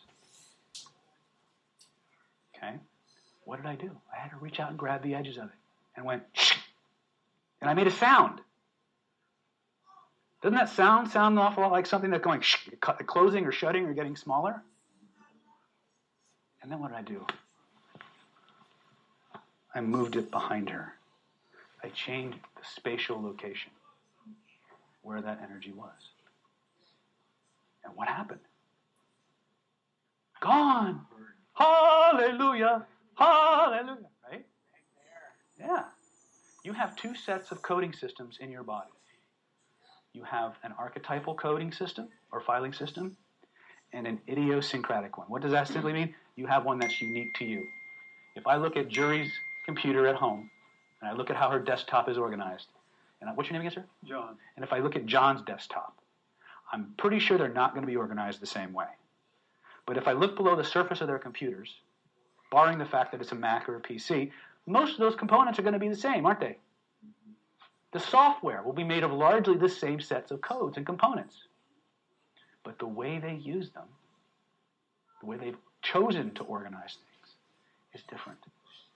But even then, if I go to the very root level program, the operating systems that run both of their computers, there are certain things that are identical. Right? So there's two sets of codes or two sets of formulas running simultaneously. The beauty of that is because your nervous system is largely the same as the person's next to you, I can take something that works for one person, teach it to your system, and your system will run the same program. Okay? We take it a step further. NLP, what you're seeing is largely an aspect of neuro-linguistic programming. NLP, as a rule, does not incorporate, much later versions of it do. They don't pay attention to the energetic aspects of NLP. Okay? If you're working with a teacher who's doing NLP and HUNA and stuff like that, separate them because they're not the same. Right? In this world, we're talking about a very, very more robust model of how things work, energetically, cognitively. The energy isn't just this amorphous electrostatic ball floating out here in space. It isn't. It's organized. It has a structure. You have stuff you want to get rid of, don't you? Mm-hmm. Would you like to get rid of some of it? Sure. You sure? Yeah. Come on up here. Okay, now, stand right here. No, it's good. Smile. Okay, so here's the thing. Now, pick something on a shittiness scale, 10 being the worst possible thing, 0 being like a fart in the breeze or an elevator, it's just gone with the wind. Pick something somewhere in the middle. An incident or? It doesn't matter. Okay. Okay, now close. Now, here's what I want you to do. I want you to point to where you feel it in your body. Physically point to it. Excellent. Now, close your eyes. Look at that energy with your inner eyes. I want you to notice something. There's a color associated with that sensation. What's the color, first impression? Red. Good. Reach in with both of your hands. Physically grab all that red energy. Take it out and hold it in your hands in front of you. Make sure you get all of it because sometimes that shit hides. There you go. Just pull it all out. When you got it all out, hold it in your hands. Yeah, sometimes it's sticky. Keep going. Here you go. There you go. Good. Hold it in your hands. Good. Now look, as you look at it, notice it's spinning in a certain direction. What direction is it spinning? First impression. Good. Physically grab it with your hands, and I want you to reorient it into space so it's now spinning the opposite of what it was. So if it was spinning to the left, turn it so now it's spinning to the right.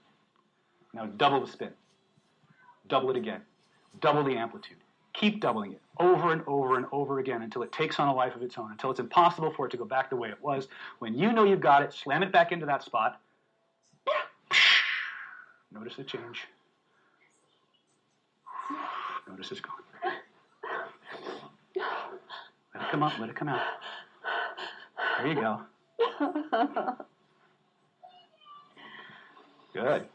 She did a good one. And what you're seeing is a clarging process. The sensations come out the way they went in. Why? Because that was the energetic signature. But now watch what's going to happen in a couple seconds. Try to get it back. Doesn't come back. Give her a big round of applause. You'll be processing for a little while, okay? Have a seat. Holographic information processing system. Did I ask her what the problem was? I don't need to know. Right? There's a lot, pretty cool, huh? Yeah. Right? There's a lot of mojo. Huh? I was dropped. I know, it happens. Your system's rebooting itself. It's okay. Just let it happen. Okay? So there's layer upon layer upon layer. I could spend days unpacking what went into that 2-minute intervention. But it's life-changing. Some of you had this done, so you know. Right? There's a structure to the experience. There's an address in the body where it's stored. If I can find the location and elicit the code, well, I already know how to change the code. Once I change the code with maximum neurological absorption, cognitively, emotionally, somatically, energetically, you get quantum change. This is when I was alluding to how NLP only works in one modality at a time. If I'm going to do like a swish pattern, which is where we take the picture and we move it, we just keep moving it until it's impossible, until we can't get the old feeling back. Or where we, if I'm doing something kinesthetically, or a sound, playing with a sound in my head, I may notice where that sound comes from. And I can, we'll just do this real quick. Everybody here, put your feet on the floor. So what we're doing now is understand that we're going to work, ultimately we're going to work towards doing all of this stuff simultaneously, but we have to learn it individually. So we understand that each component is important and can get changed, but when you gestalt it, when you put it all together, pretty good now, huh? Yeah. Look how blissed out she's getting. I know. So everybody has had someone in their past say some shit to them that they didn't like, right? So close your eyes. I want you to hear that person talking to you. Turn up the volume. Pay attention to the tonality. And here's what I want you to do. First thing I want you to do is I want you to take that voice. Notice where it's coming from. It's coming from the left, the right, from the top, from the bottom. Move it to the diametrically opposite place in your body. And notice what happens to the voice. So if you're hearing it on the right, move it to the left. Listen to it and notice what's happening. that's freaking weird. Right? Now, if that didn't work, or you didn't get a real strong degree of change, now I want you to do is I want you to turn it into Donald Duck's voice. You know when Donald Duck gets pissed off and he freaks out and he goes, and notice how it's impossible to take that voice seriously anymore. In fact, the more it spazzes out in that Donald Ducky way, the more ludicrous it becomes. Oh, and if you're pissing people off, man, knock it off. Okay? How about that? Thank you. You're doing good today. And when it's so ridiculous it's impossible to pay attention to it anymore, just look up here and notice how good you feel.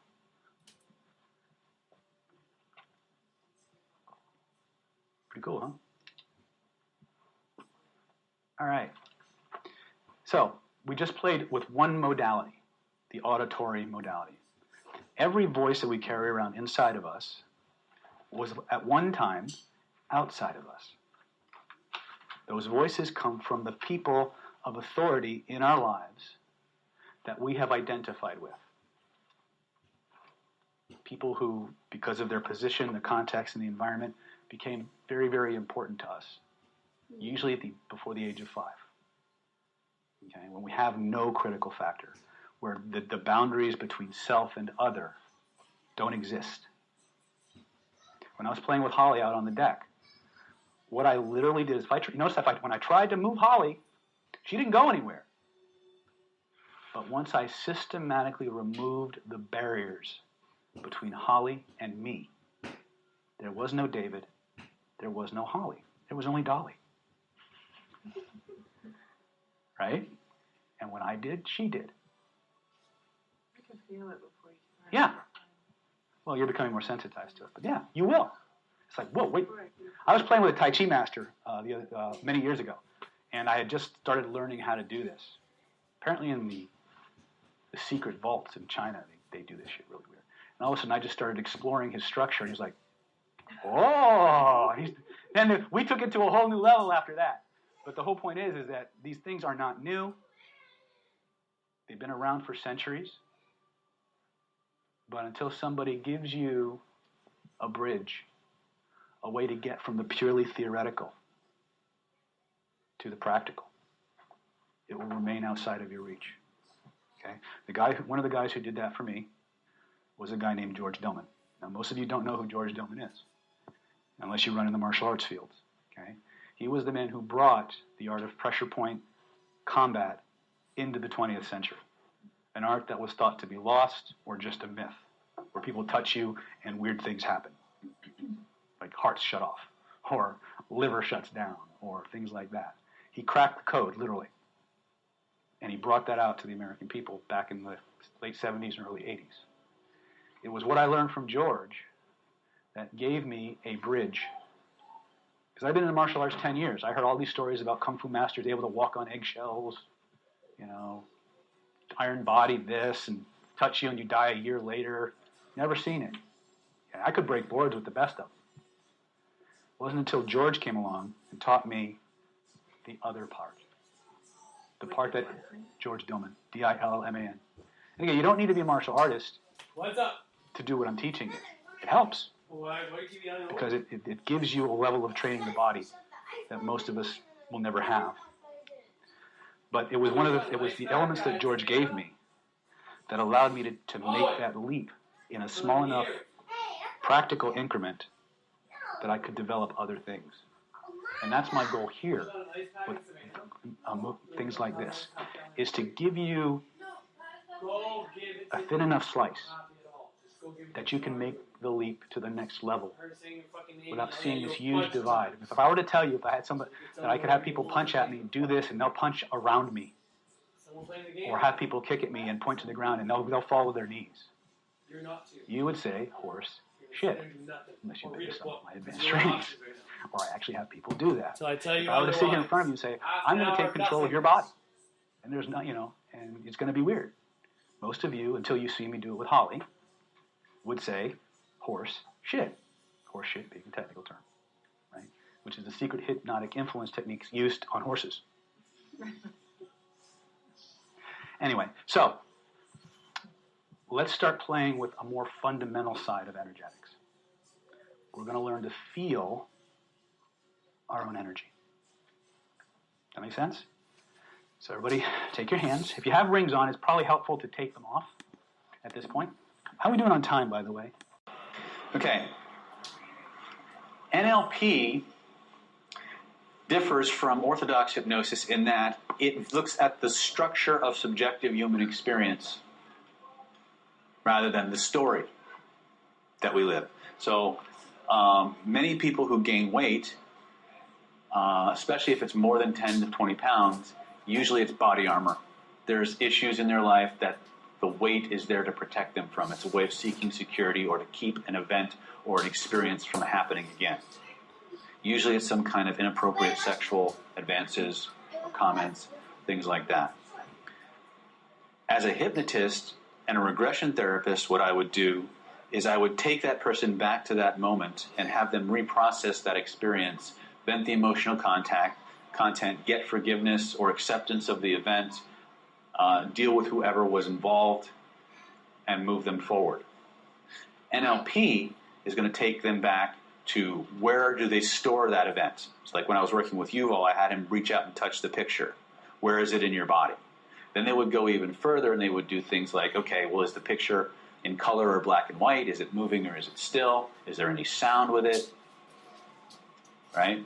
And it would begin to systematically change those elements. Okay? We'll go more into that later, but that's the difference between how we do a lot of things in orthodox hypnosis versus NLP. In NLP, the meaning of any communication is the response that you get. So if I ask Eric how he's doing, and he says, my dog is brown, somehow in his world, what I did was basically the question, what color is your dog?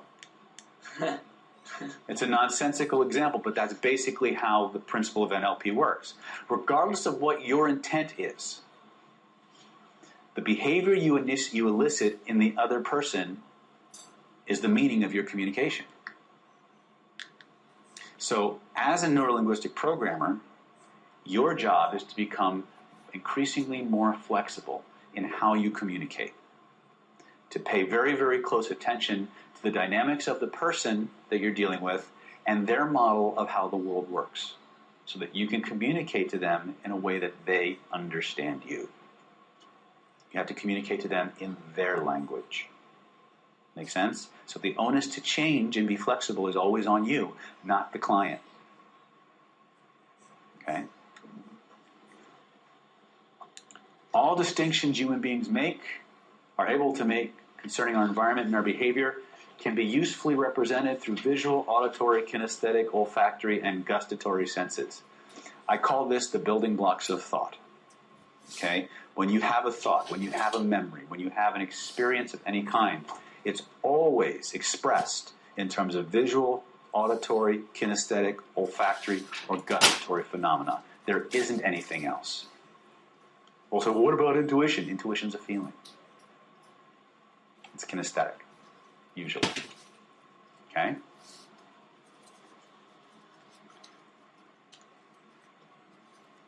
The resources an individual needs to effect a change are already within them. Yes and no. This is the world according to David. I may differ with Richard, but here's the thing you need to understand. You can generate any resource within somebody that you can name and describe. So in other words, if I want Chris to be more confident, all I have to really do is name the state and begin to describe it in a way that's meaningful to Chris, and it will begin to amplify in Chris. He will start to experience that resource or that state. Conversely, I can also go through his memory banks and find times in his life when he was, in fact, more confident, revivify those experiences, amplify them, and link them to other things. So, in that manner of speaking, the resources he needs are always inside of him.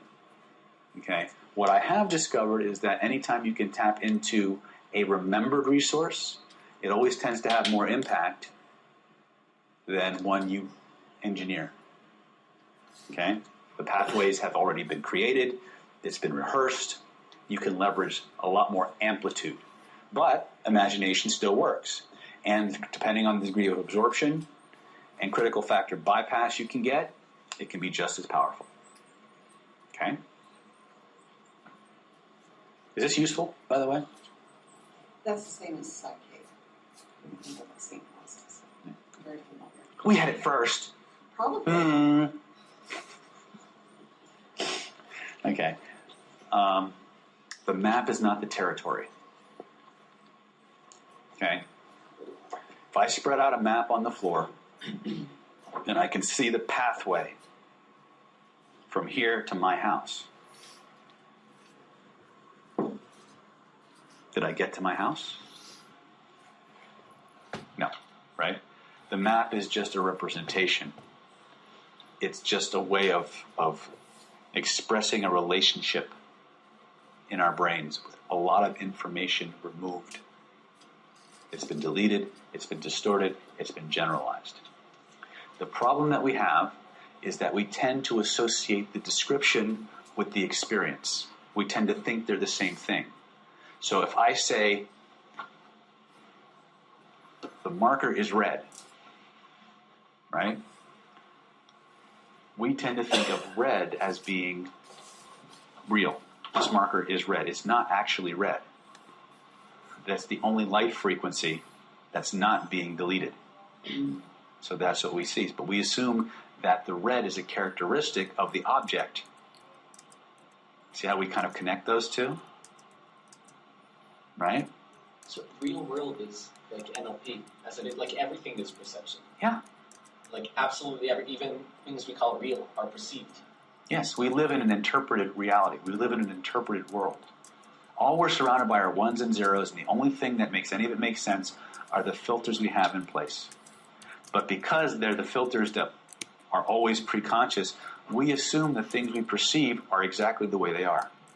When in fact, when what we're seeing is the compressed or lossy object. Okay? We can't perceive the true reality of this object. All we have is a representation. Okay? Because they're representations, though, we have tremendous freedom to change them because none of them are really true. So we can interpret and redefine whatever we want to. Okay? If we want to change somebody's behavior or somebody's experience, we just change the map. But the map is not the experience it represents. As long as you understand that, it's easier to let go of things because the memories we have aren't accurate. They're just what we have. So we can custom design our memories. And really, that's what we should be doing. It's just nobody taught us how. The criteria, like from Problem Yuval, the criteria that we bring to bear on everything is A, is it appropriate? And how is this making my life better?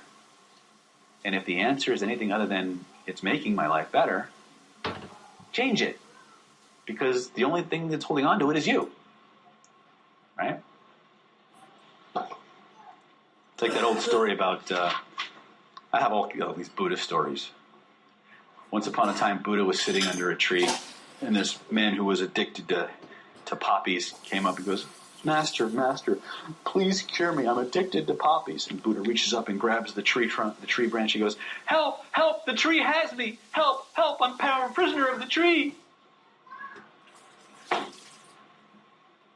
When we don't change, it's because of the things we refuse to do. The things we're not willing to do.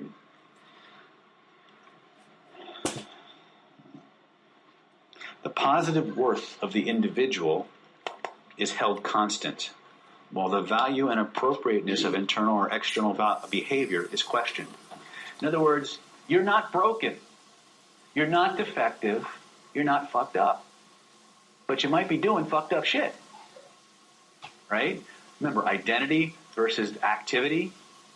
When we start looking at ourselves as being broken, as being damaged, as being something, we're accepting that as an identity, which makes it practically impossible to change. But the truth is, it's not who we are. It's just something we're doing. And you can always change what you're doing. Does that make sense? That's a basis of self-esteem too, right? We all have like a good core and whatever behaviors are maybe. We all, and when I talk about the acceptance, rejection, projection, connection, okay? Each and every one of us, the repository of our value as an entity is that little spark of consciousness, that little spark of God that resides in each of us, where we're all equal. Not necessarily, well, let me say we're all equivalent. We're not all equal, but we're all equivalent. Does that make sense? Our value doesn't change. It's based on that receipt of consciousness that resides inside of us. Everything else subsequent to that are just projections and reflections, and the value we place on them is arbitrary. It's an arbitrary decision. Okay? And that we can change. Once we know what the building blocks of that reflection are and how they come to be, we can change it. And I have a whole process. Matter of fact, you were at that training, the Identity by Design training. Or we'll systematically go in and reprogram your identity. We'll help you custom design who you want to be. We'll talk about it at this training, but the emphasis on this week's training will be regression and NLP. But it's not about like changing what people said in their memories, right? Like something completely and utterly different. Like we know. For example, I broke up with my first college girlfriend after she actually took the train for 12 hours to see me. Mm-hmm. Regret it like crazy. Mm-hmm. But I can't go back and like pretend that didn't happen, right? I can only go back and... Why not? Because it didn't. Right, but is that useful for you? Are you ever going to see her again? Probably not. So does it really matter? To my own like ethics of knowing that I'm not lying to myself, yeah. Okay, but you know what happened, but how you can choose to think differently about it, can't you? Sure, it can give it a different context. Change the perception. Change the perspective, change the frame. I mean, think about it for a minute.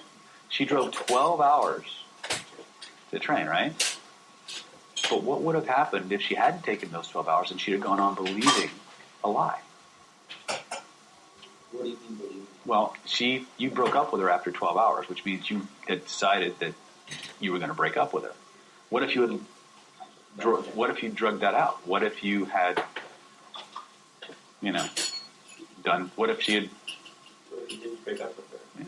You kept pretending that you were still in love. You're saying examine the alternatives? Is that what you guys are Well, see, all frames are equally true.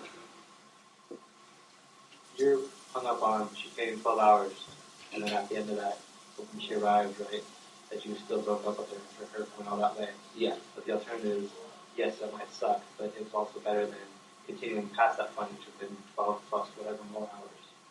So ultimately, while it was inconvenient, you still made a better choice in prolonging it. Is that what you meant to?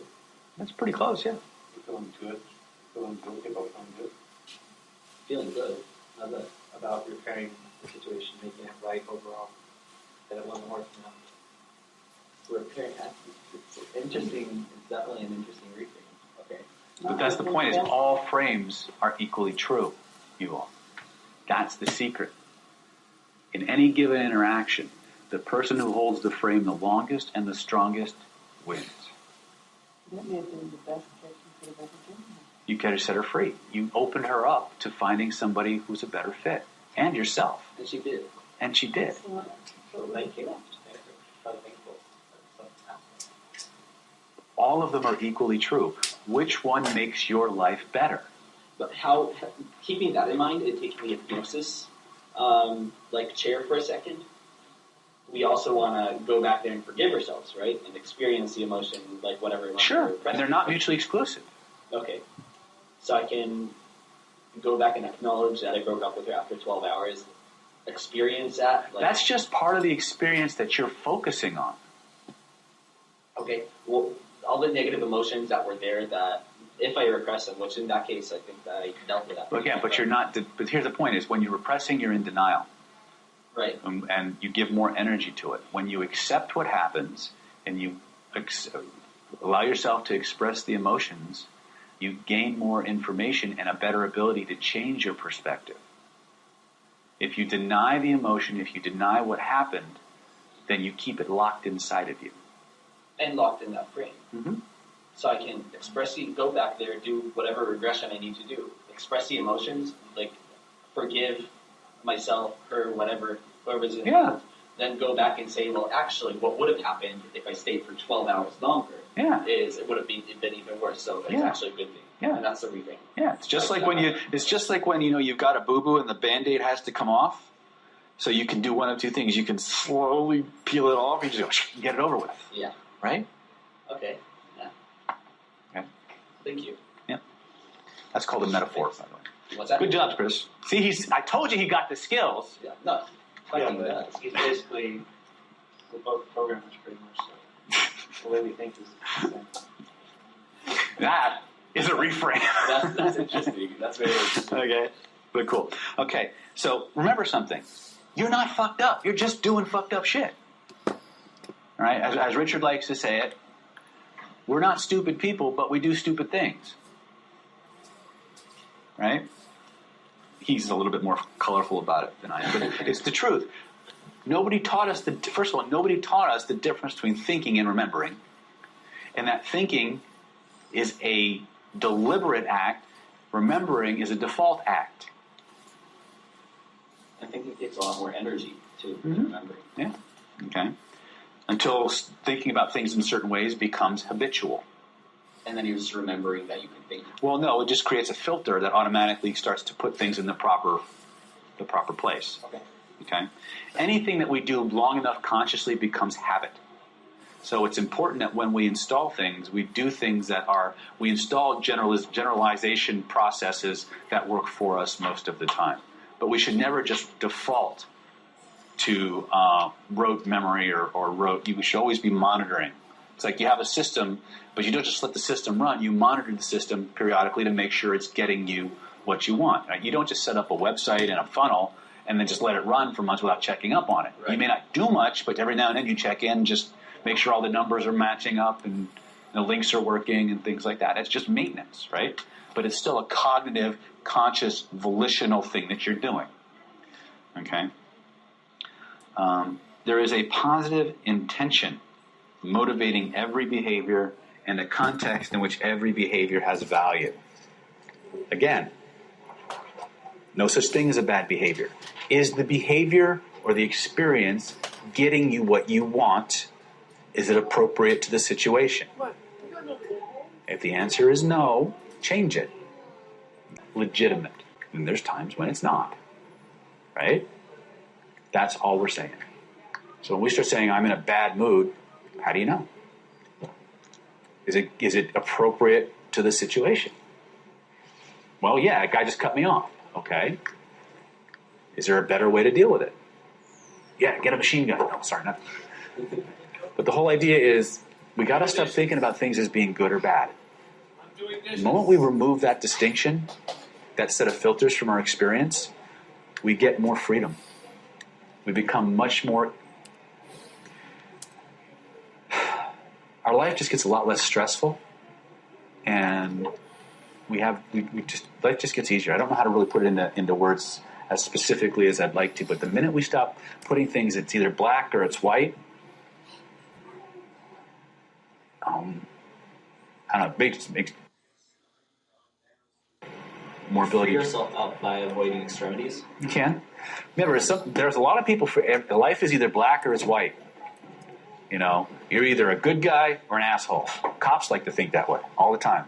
Most of your cops who've been doing it for any length of time, world's divided into three basic categories. You're either a perp, which they don't use that word, they hate that word, a civilian, or a cop. There's only three. Right? And they have different filters that they use. The funny thing is that the couples say that another cop never does wrong. Yeah. There's the brotherhood, right? Yeah. I'm not saying I'm not passing judgment on it, but again, people don't like to think. It hurts. literally. It burns up energy. It's uncomfortable. They will default to rote memory and habit more often than not. But you're saying then thinking of it does become habitual over time. It still uses energy. But again, when it becomes more of a habit, it's not nearly as conscious. Okay? And the more conscious activity a person engages in, the more they burn up their resources. Okay? But the bottom line is everything we do, regardless of how stupid or obviously damaging it is to ourselves, has at its seed a positive intention. When you get up on stage to do public speaking and you go, right? That moment actually is trying to do something positive for you. There's a positive reason why you're doing it. Usually it's to get you out of the situation, to protect you, right? Once you understand that every behavior we generate, even if it's obviously detrimental to our long-term growth and happiness, has a positive intention, you gain the ability to change the behavior. Okay? Your unconscious mind loves you unconditionally. Okay? It does. But it doesn't think in terms of your long-term growth and happiness. It thinks about what's happening right now and how do I fix it? How do I get out of it? How do I survive it? Your unconscious mind is every bit as smart as the rest of you, probably smarter, but it's deeply emotional and it has about the rational cognitive capacity of a 10-year-old. Would you let a 10-year-old run your life? Right? Would you give a 10-year-old the keys to your car?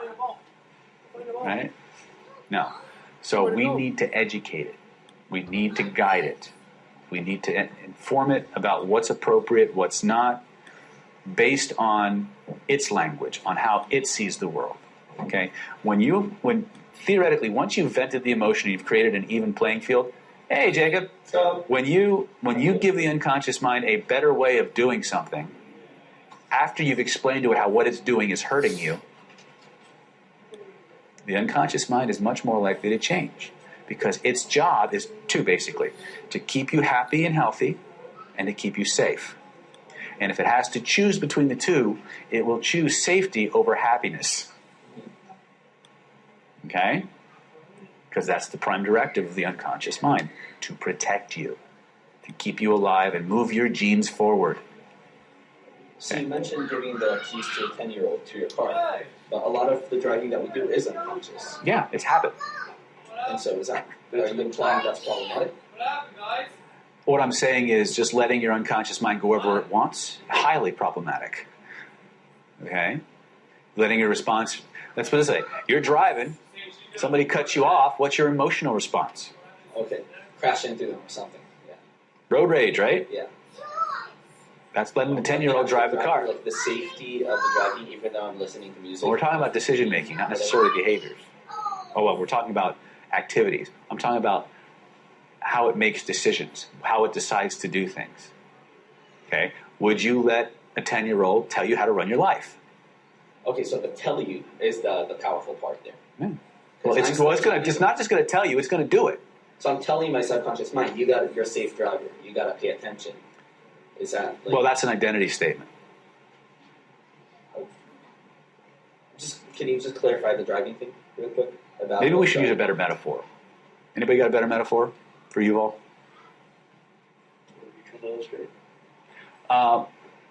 What happens when you default to letting the unconscious mind do everything without menace? Do everything. That's it. That's what you're talking about. Yeah. It's not do something. Would you? A good example is you have a goal, mm-hmm. and if you keep doing the same things you've always done, you're never going to get to it. Right. So you have to intervene with that subconscious. You have to teach the 10-year-old how to do something, right? And do something. Otherwise, if you let them try to figure it out on their own, learning curve is going to be a lot sharper, isn't it? Okay, now I see what you're saying. Okay, so there has to be a balance between the conscious and the unconscious, but they have to be balanced. Problem we have a lot of times is the conscious mind tries to do shit it's not trained to do, like physical shit. That's what happens when people choke, is the conscious mind and the unconscious mind start to argue. In my martial arts that I teach, I show you how to screw people up with that. I'll make people punch at me, and I'll go like this, and I'll go... And you just see the eyes glaze over, because I basically create a momentary parts conflict between the conscious mind and the unconscious mind. And when the parts are in conflict, all forward motion stops. Okay? So, but just the bottom line is, remember that every behavior you engage in, regardless of how obviously detrimental it is, even cutting behavior, people are self-mutilating, there's a positive intention behind it. There's a reason they're doing it. You got to find it. You got to find it and find a way for them to keep the result or the desired outcome of the behavior while changing the behavior. Okay? Feedback versus failure. You know, they say feedback is the breakfast of champions. It's kind of like that myself. Okay? You don't fail. In the world according to David, this is not pure textbook NLP, but this is how I look at the world. You never fail until you quit. Everything else is just a break. It's just a rest. Okay? As long as you pick yourself up and keep on going, everything else is just feedback. You found another way that the light bulb won't work. Look at Edison. Most of us give up way too soon. You know, or we insist that the dynamics of the world be different than what they are. Those things are ultimately self-correcting because the laws of the universe, laws of physics, don't usually change. So we either come to recognize the laws of social dynamics and the universe, or we keep getting the same result, which is technically the definition of insanity. Doing the same thing over and over again, expecting a different result. Right? But feedback versus failure is important because all results and behaviors are simply achievements. They're all something we've accomplished, whether they're desired outcomes for a given task, context, or not. Actually, the earliest example of this predates NLP.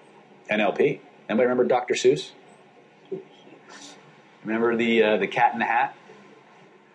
The fastest way to find something is to find where it isn't. Right?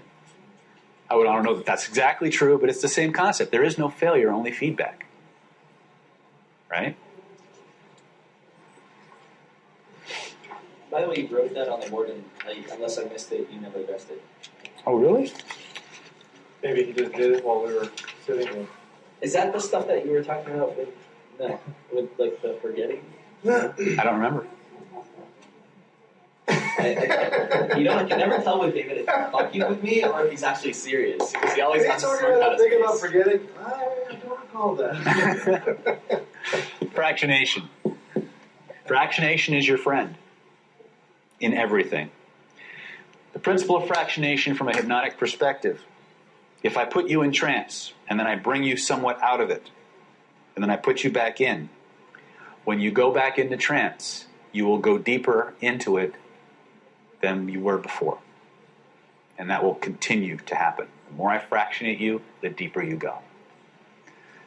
In the first induction that we teach, called the 4 Magic Bullets, there's a point where I take my hand and put it over your eyes and go, open your eyes, close your eyes, open your eyes, close your eyes, open your eyes, close your eyes. Every time you open your eyes, you come up a little bit out of trance. Every time you close them, you go deeper. You did that yesterday. Yes, I did. Almost like I planned it. Almost. Okay, he had his first session with me yesterday, so he came out of trance and went pretty much, what the fuck just happened? That wasn't pretty much, that was exactly what happened. Okay, they don't have to believe, they just have to obey. And this is an important thing for you as a hypnotist, okay? Because most traditional schools will teach you that if the person doesn't believe they can be hypnotized, or is even against being hypnotized, or they won't be. That's not true. All you got to do is get them to follow instructions. Hypnosis, in this school, how I teach it, is a physiological process. It's a physiological condition. Okay? However, no matter how deep into hypnosis you go, you never lose your ability to accept or reject a suggestion. That's a volitional thing. Okay? But if I tell you to do 4 simple things, your body and your brain will in fact go into a hypnagogic state. It can't not happen as long as you follow the instructions. Right? So you will always be successful in hypnotizing people. No matter how deep they go, it's their choice to accept or reject a suggestion, which means the burden of change and the result of the session is up to them. If they accept the suggestions, they follow the instructions, they'll get the result. If they don't, they won't. But the question of whether they can be hypnotized, not an issue. Okay? It's physiological.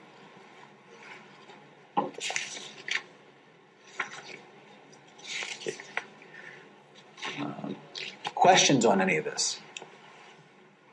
Of course. How do you deal with people with OCD? Same way I deal with people who don't have it. I tell them what to do and beat their ass until they do.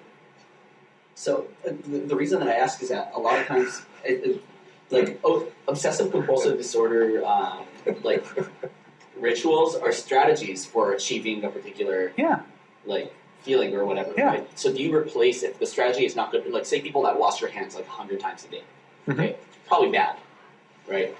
It takes a lot of time. It's bad for their skin, whatever. Do they define it as bad? If they define it as bad, hey, everything they define as interfering with their lives. Well, here's my point. If they don't define it as a problem, it's not a problem. So it's a problem for them, and they wish they didn't have to do it, but they feel obligated to do it because that's the only way they feel safe. Okay, so it's about safety. Right. Okay. So the behavior is only a symptom. But what would you replace that to get a feeling of safety? How else? What caused the feeling in the first place? What caused the issue for safety in the first place? You don't deal with symptoms, you deal with causes. This is where I kind of have a fundamental difference of opinion with Richard using NLP. I find many times that you've got to do the hypnosis to get to the cause. Richard says, no, just change the code and you'll change everything. I don't find that to be true. Matter of fact, when I see Richard doing a lot of change work, he'll slam them into transfers. And then he'll do the change work. Okay? A lot of how you bring your NLP skills to bear depends on the client. Okay? There are some people who have just, they have so many defense mechanisms up, you've got to slam them into trance. Because they'll keep cognitively undoing what you're trying to get them to do. It's a weird thing, but it's just easier to put them in a trance and get the work done. But conversationally, if you have the skills, which you'll have, you'll be able to do a lot of things without an obvious induction.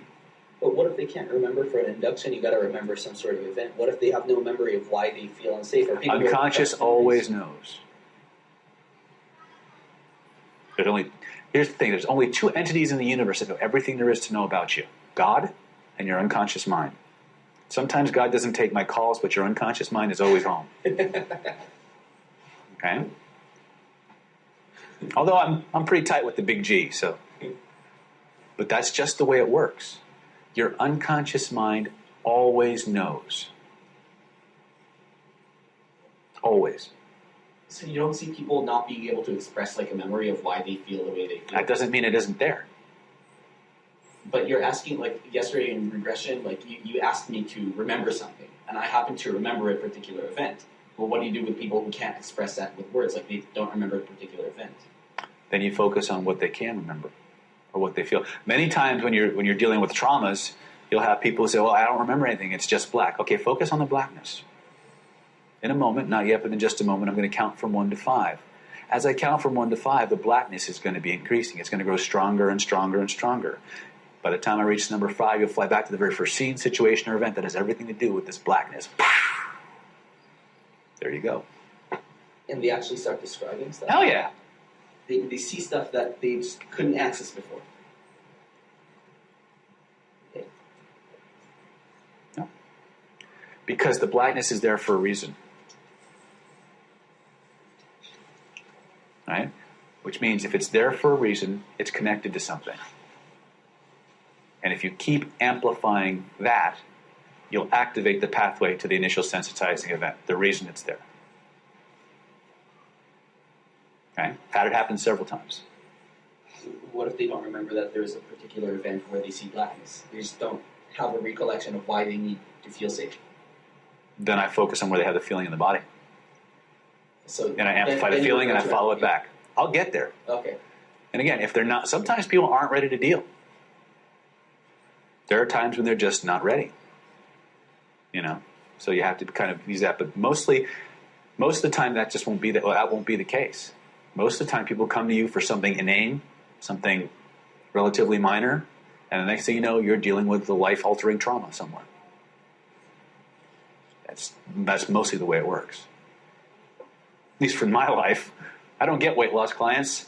I get the weird stuff, right? But it's the same. You know, when you deal with that stuff on a pretty regular basis, getting people to lose weight, it's pretty straightforward. Yeah. So it is 12:30, lunchtime. How long you guys want? Hour, hour and a half? It's good for you. Hour's fine. Hour's good. All right. We'll see you at 1:30. Be there or be square.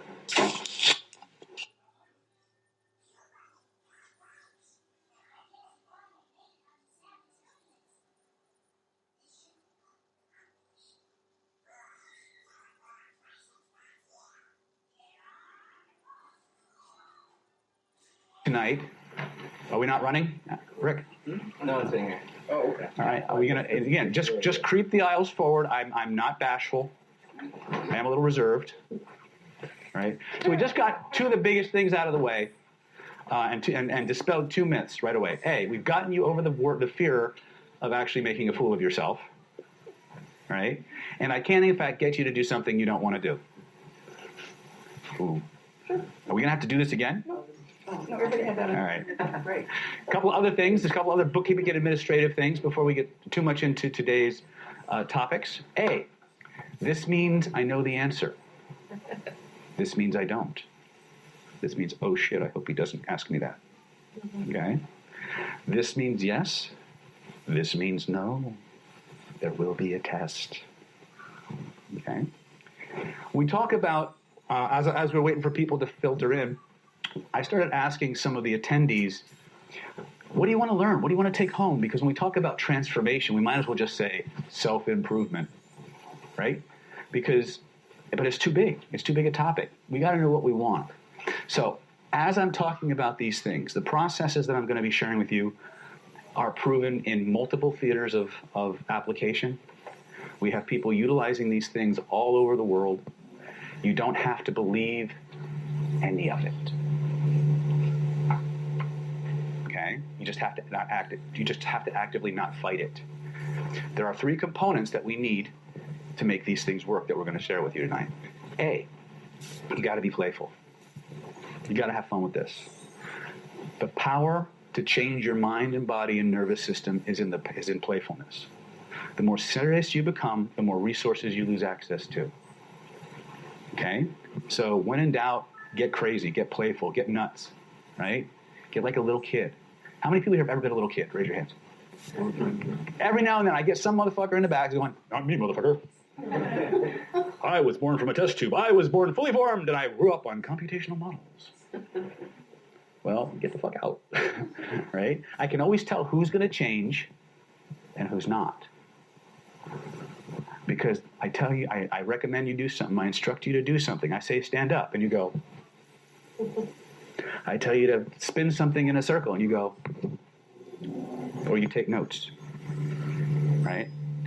Believe me when I tell you, I have field tested these things on people who did not believe anything. They did not believe they could be hypnotized. They didn't believe in NLP. They didn't believe in energetics. They didn't believe in any of it.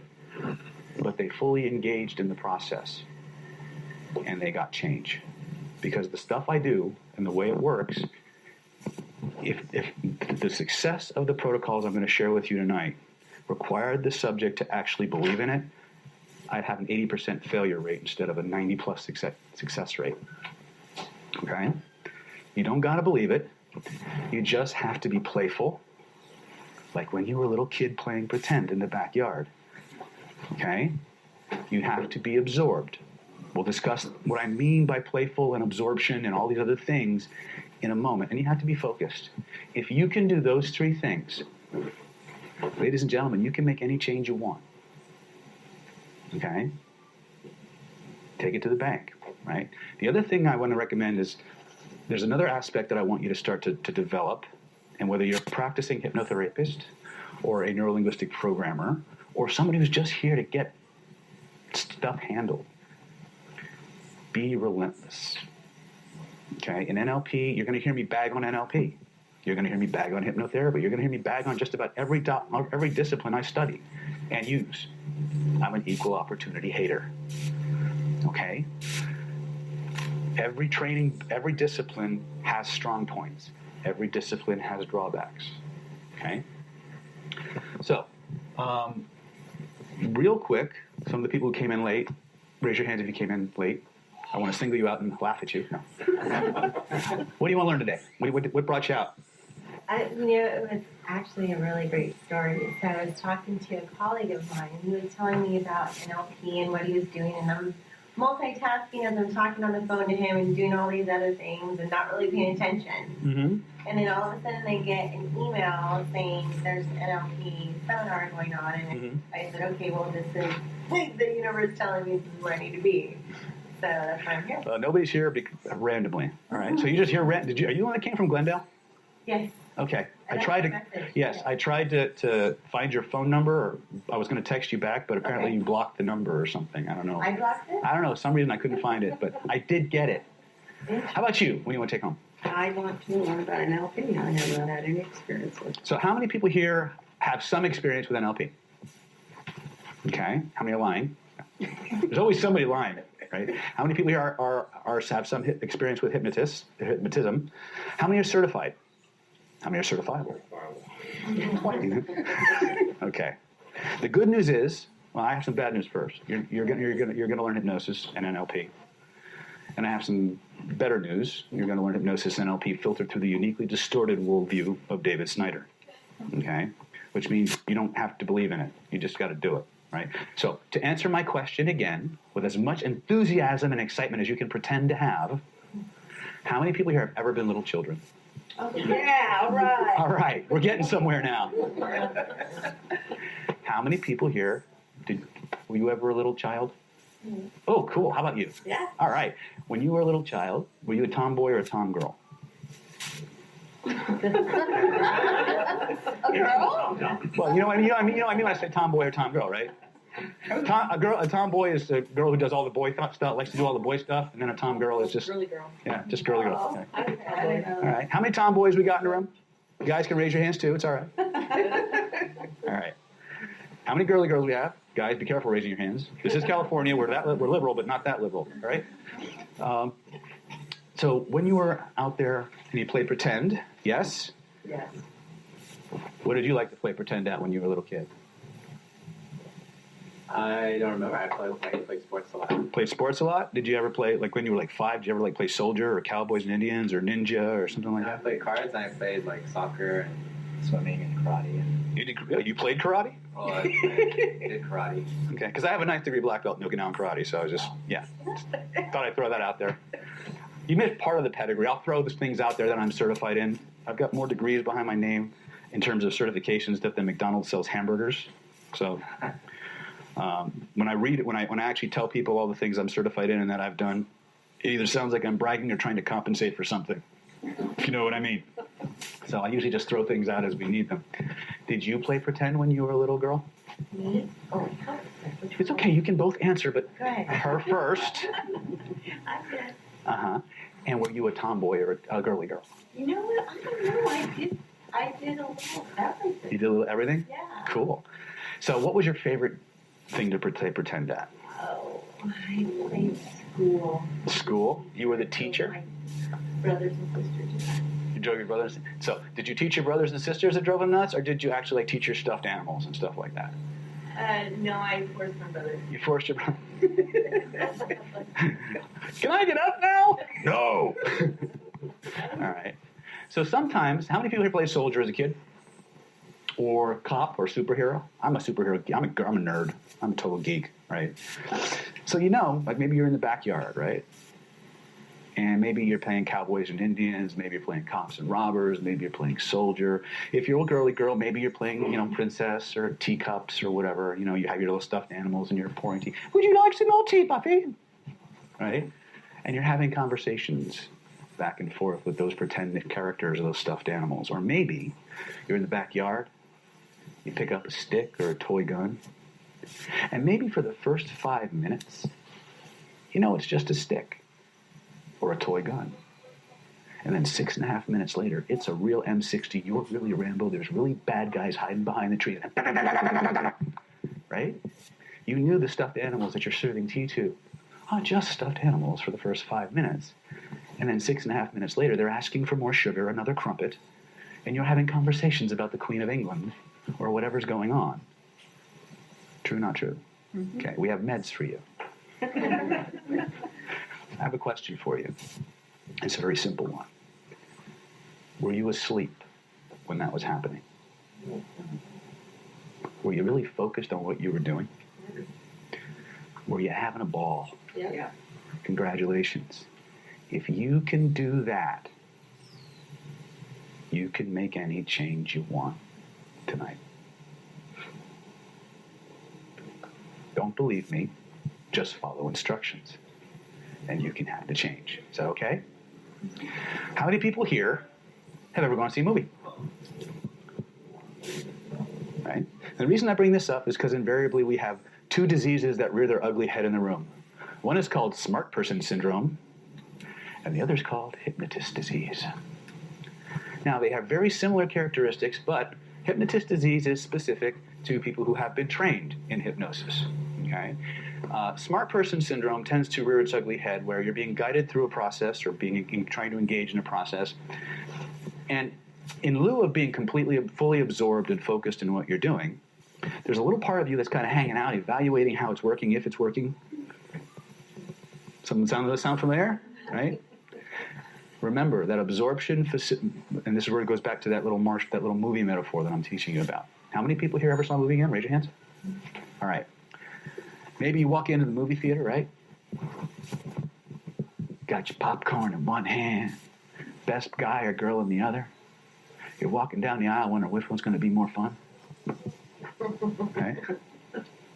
You sit in the chair, the lights go down, the movie starts, and for the next 90 minutes, 2 hours and 20 minutes, whatever it is, you have an amazing experience. Right? And then the lights come up. And aside from that massive ache in your bladder because you stayed for the last Easter egg at the film to find out what's happening next with the Avengers movies, right? Can you tell me at what moment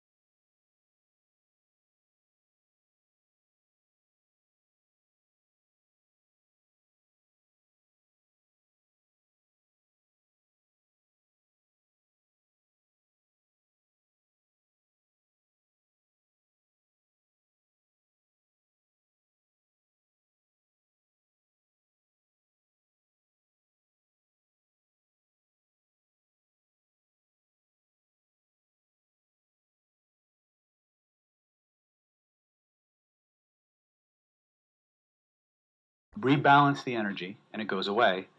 But a few days later, it comes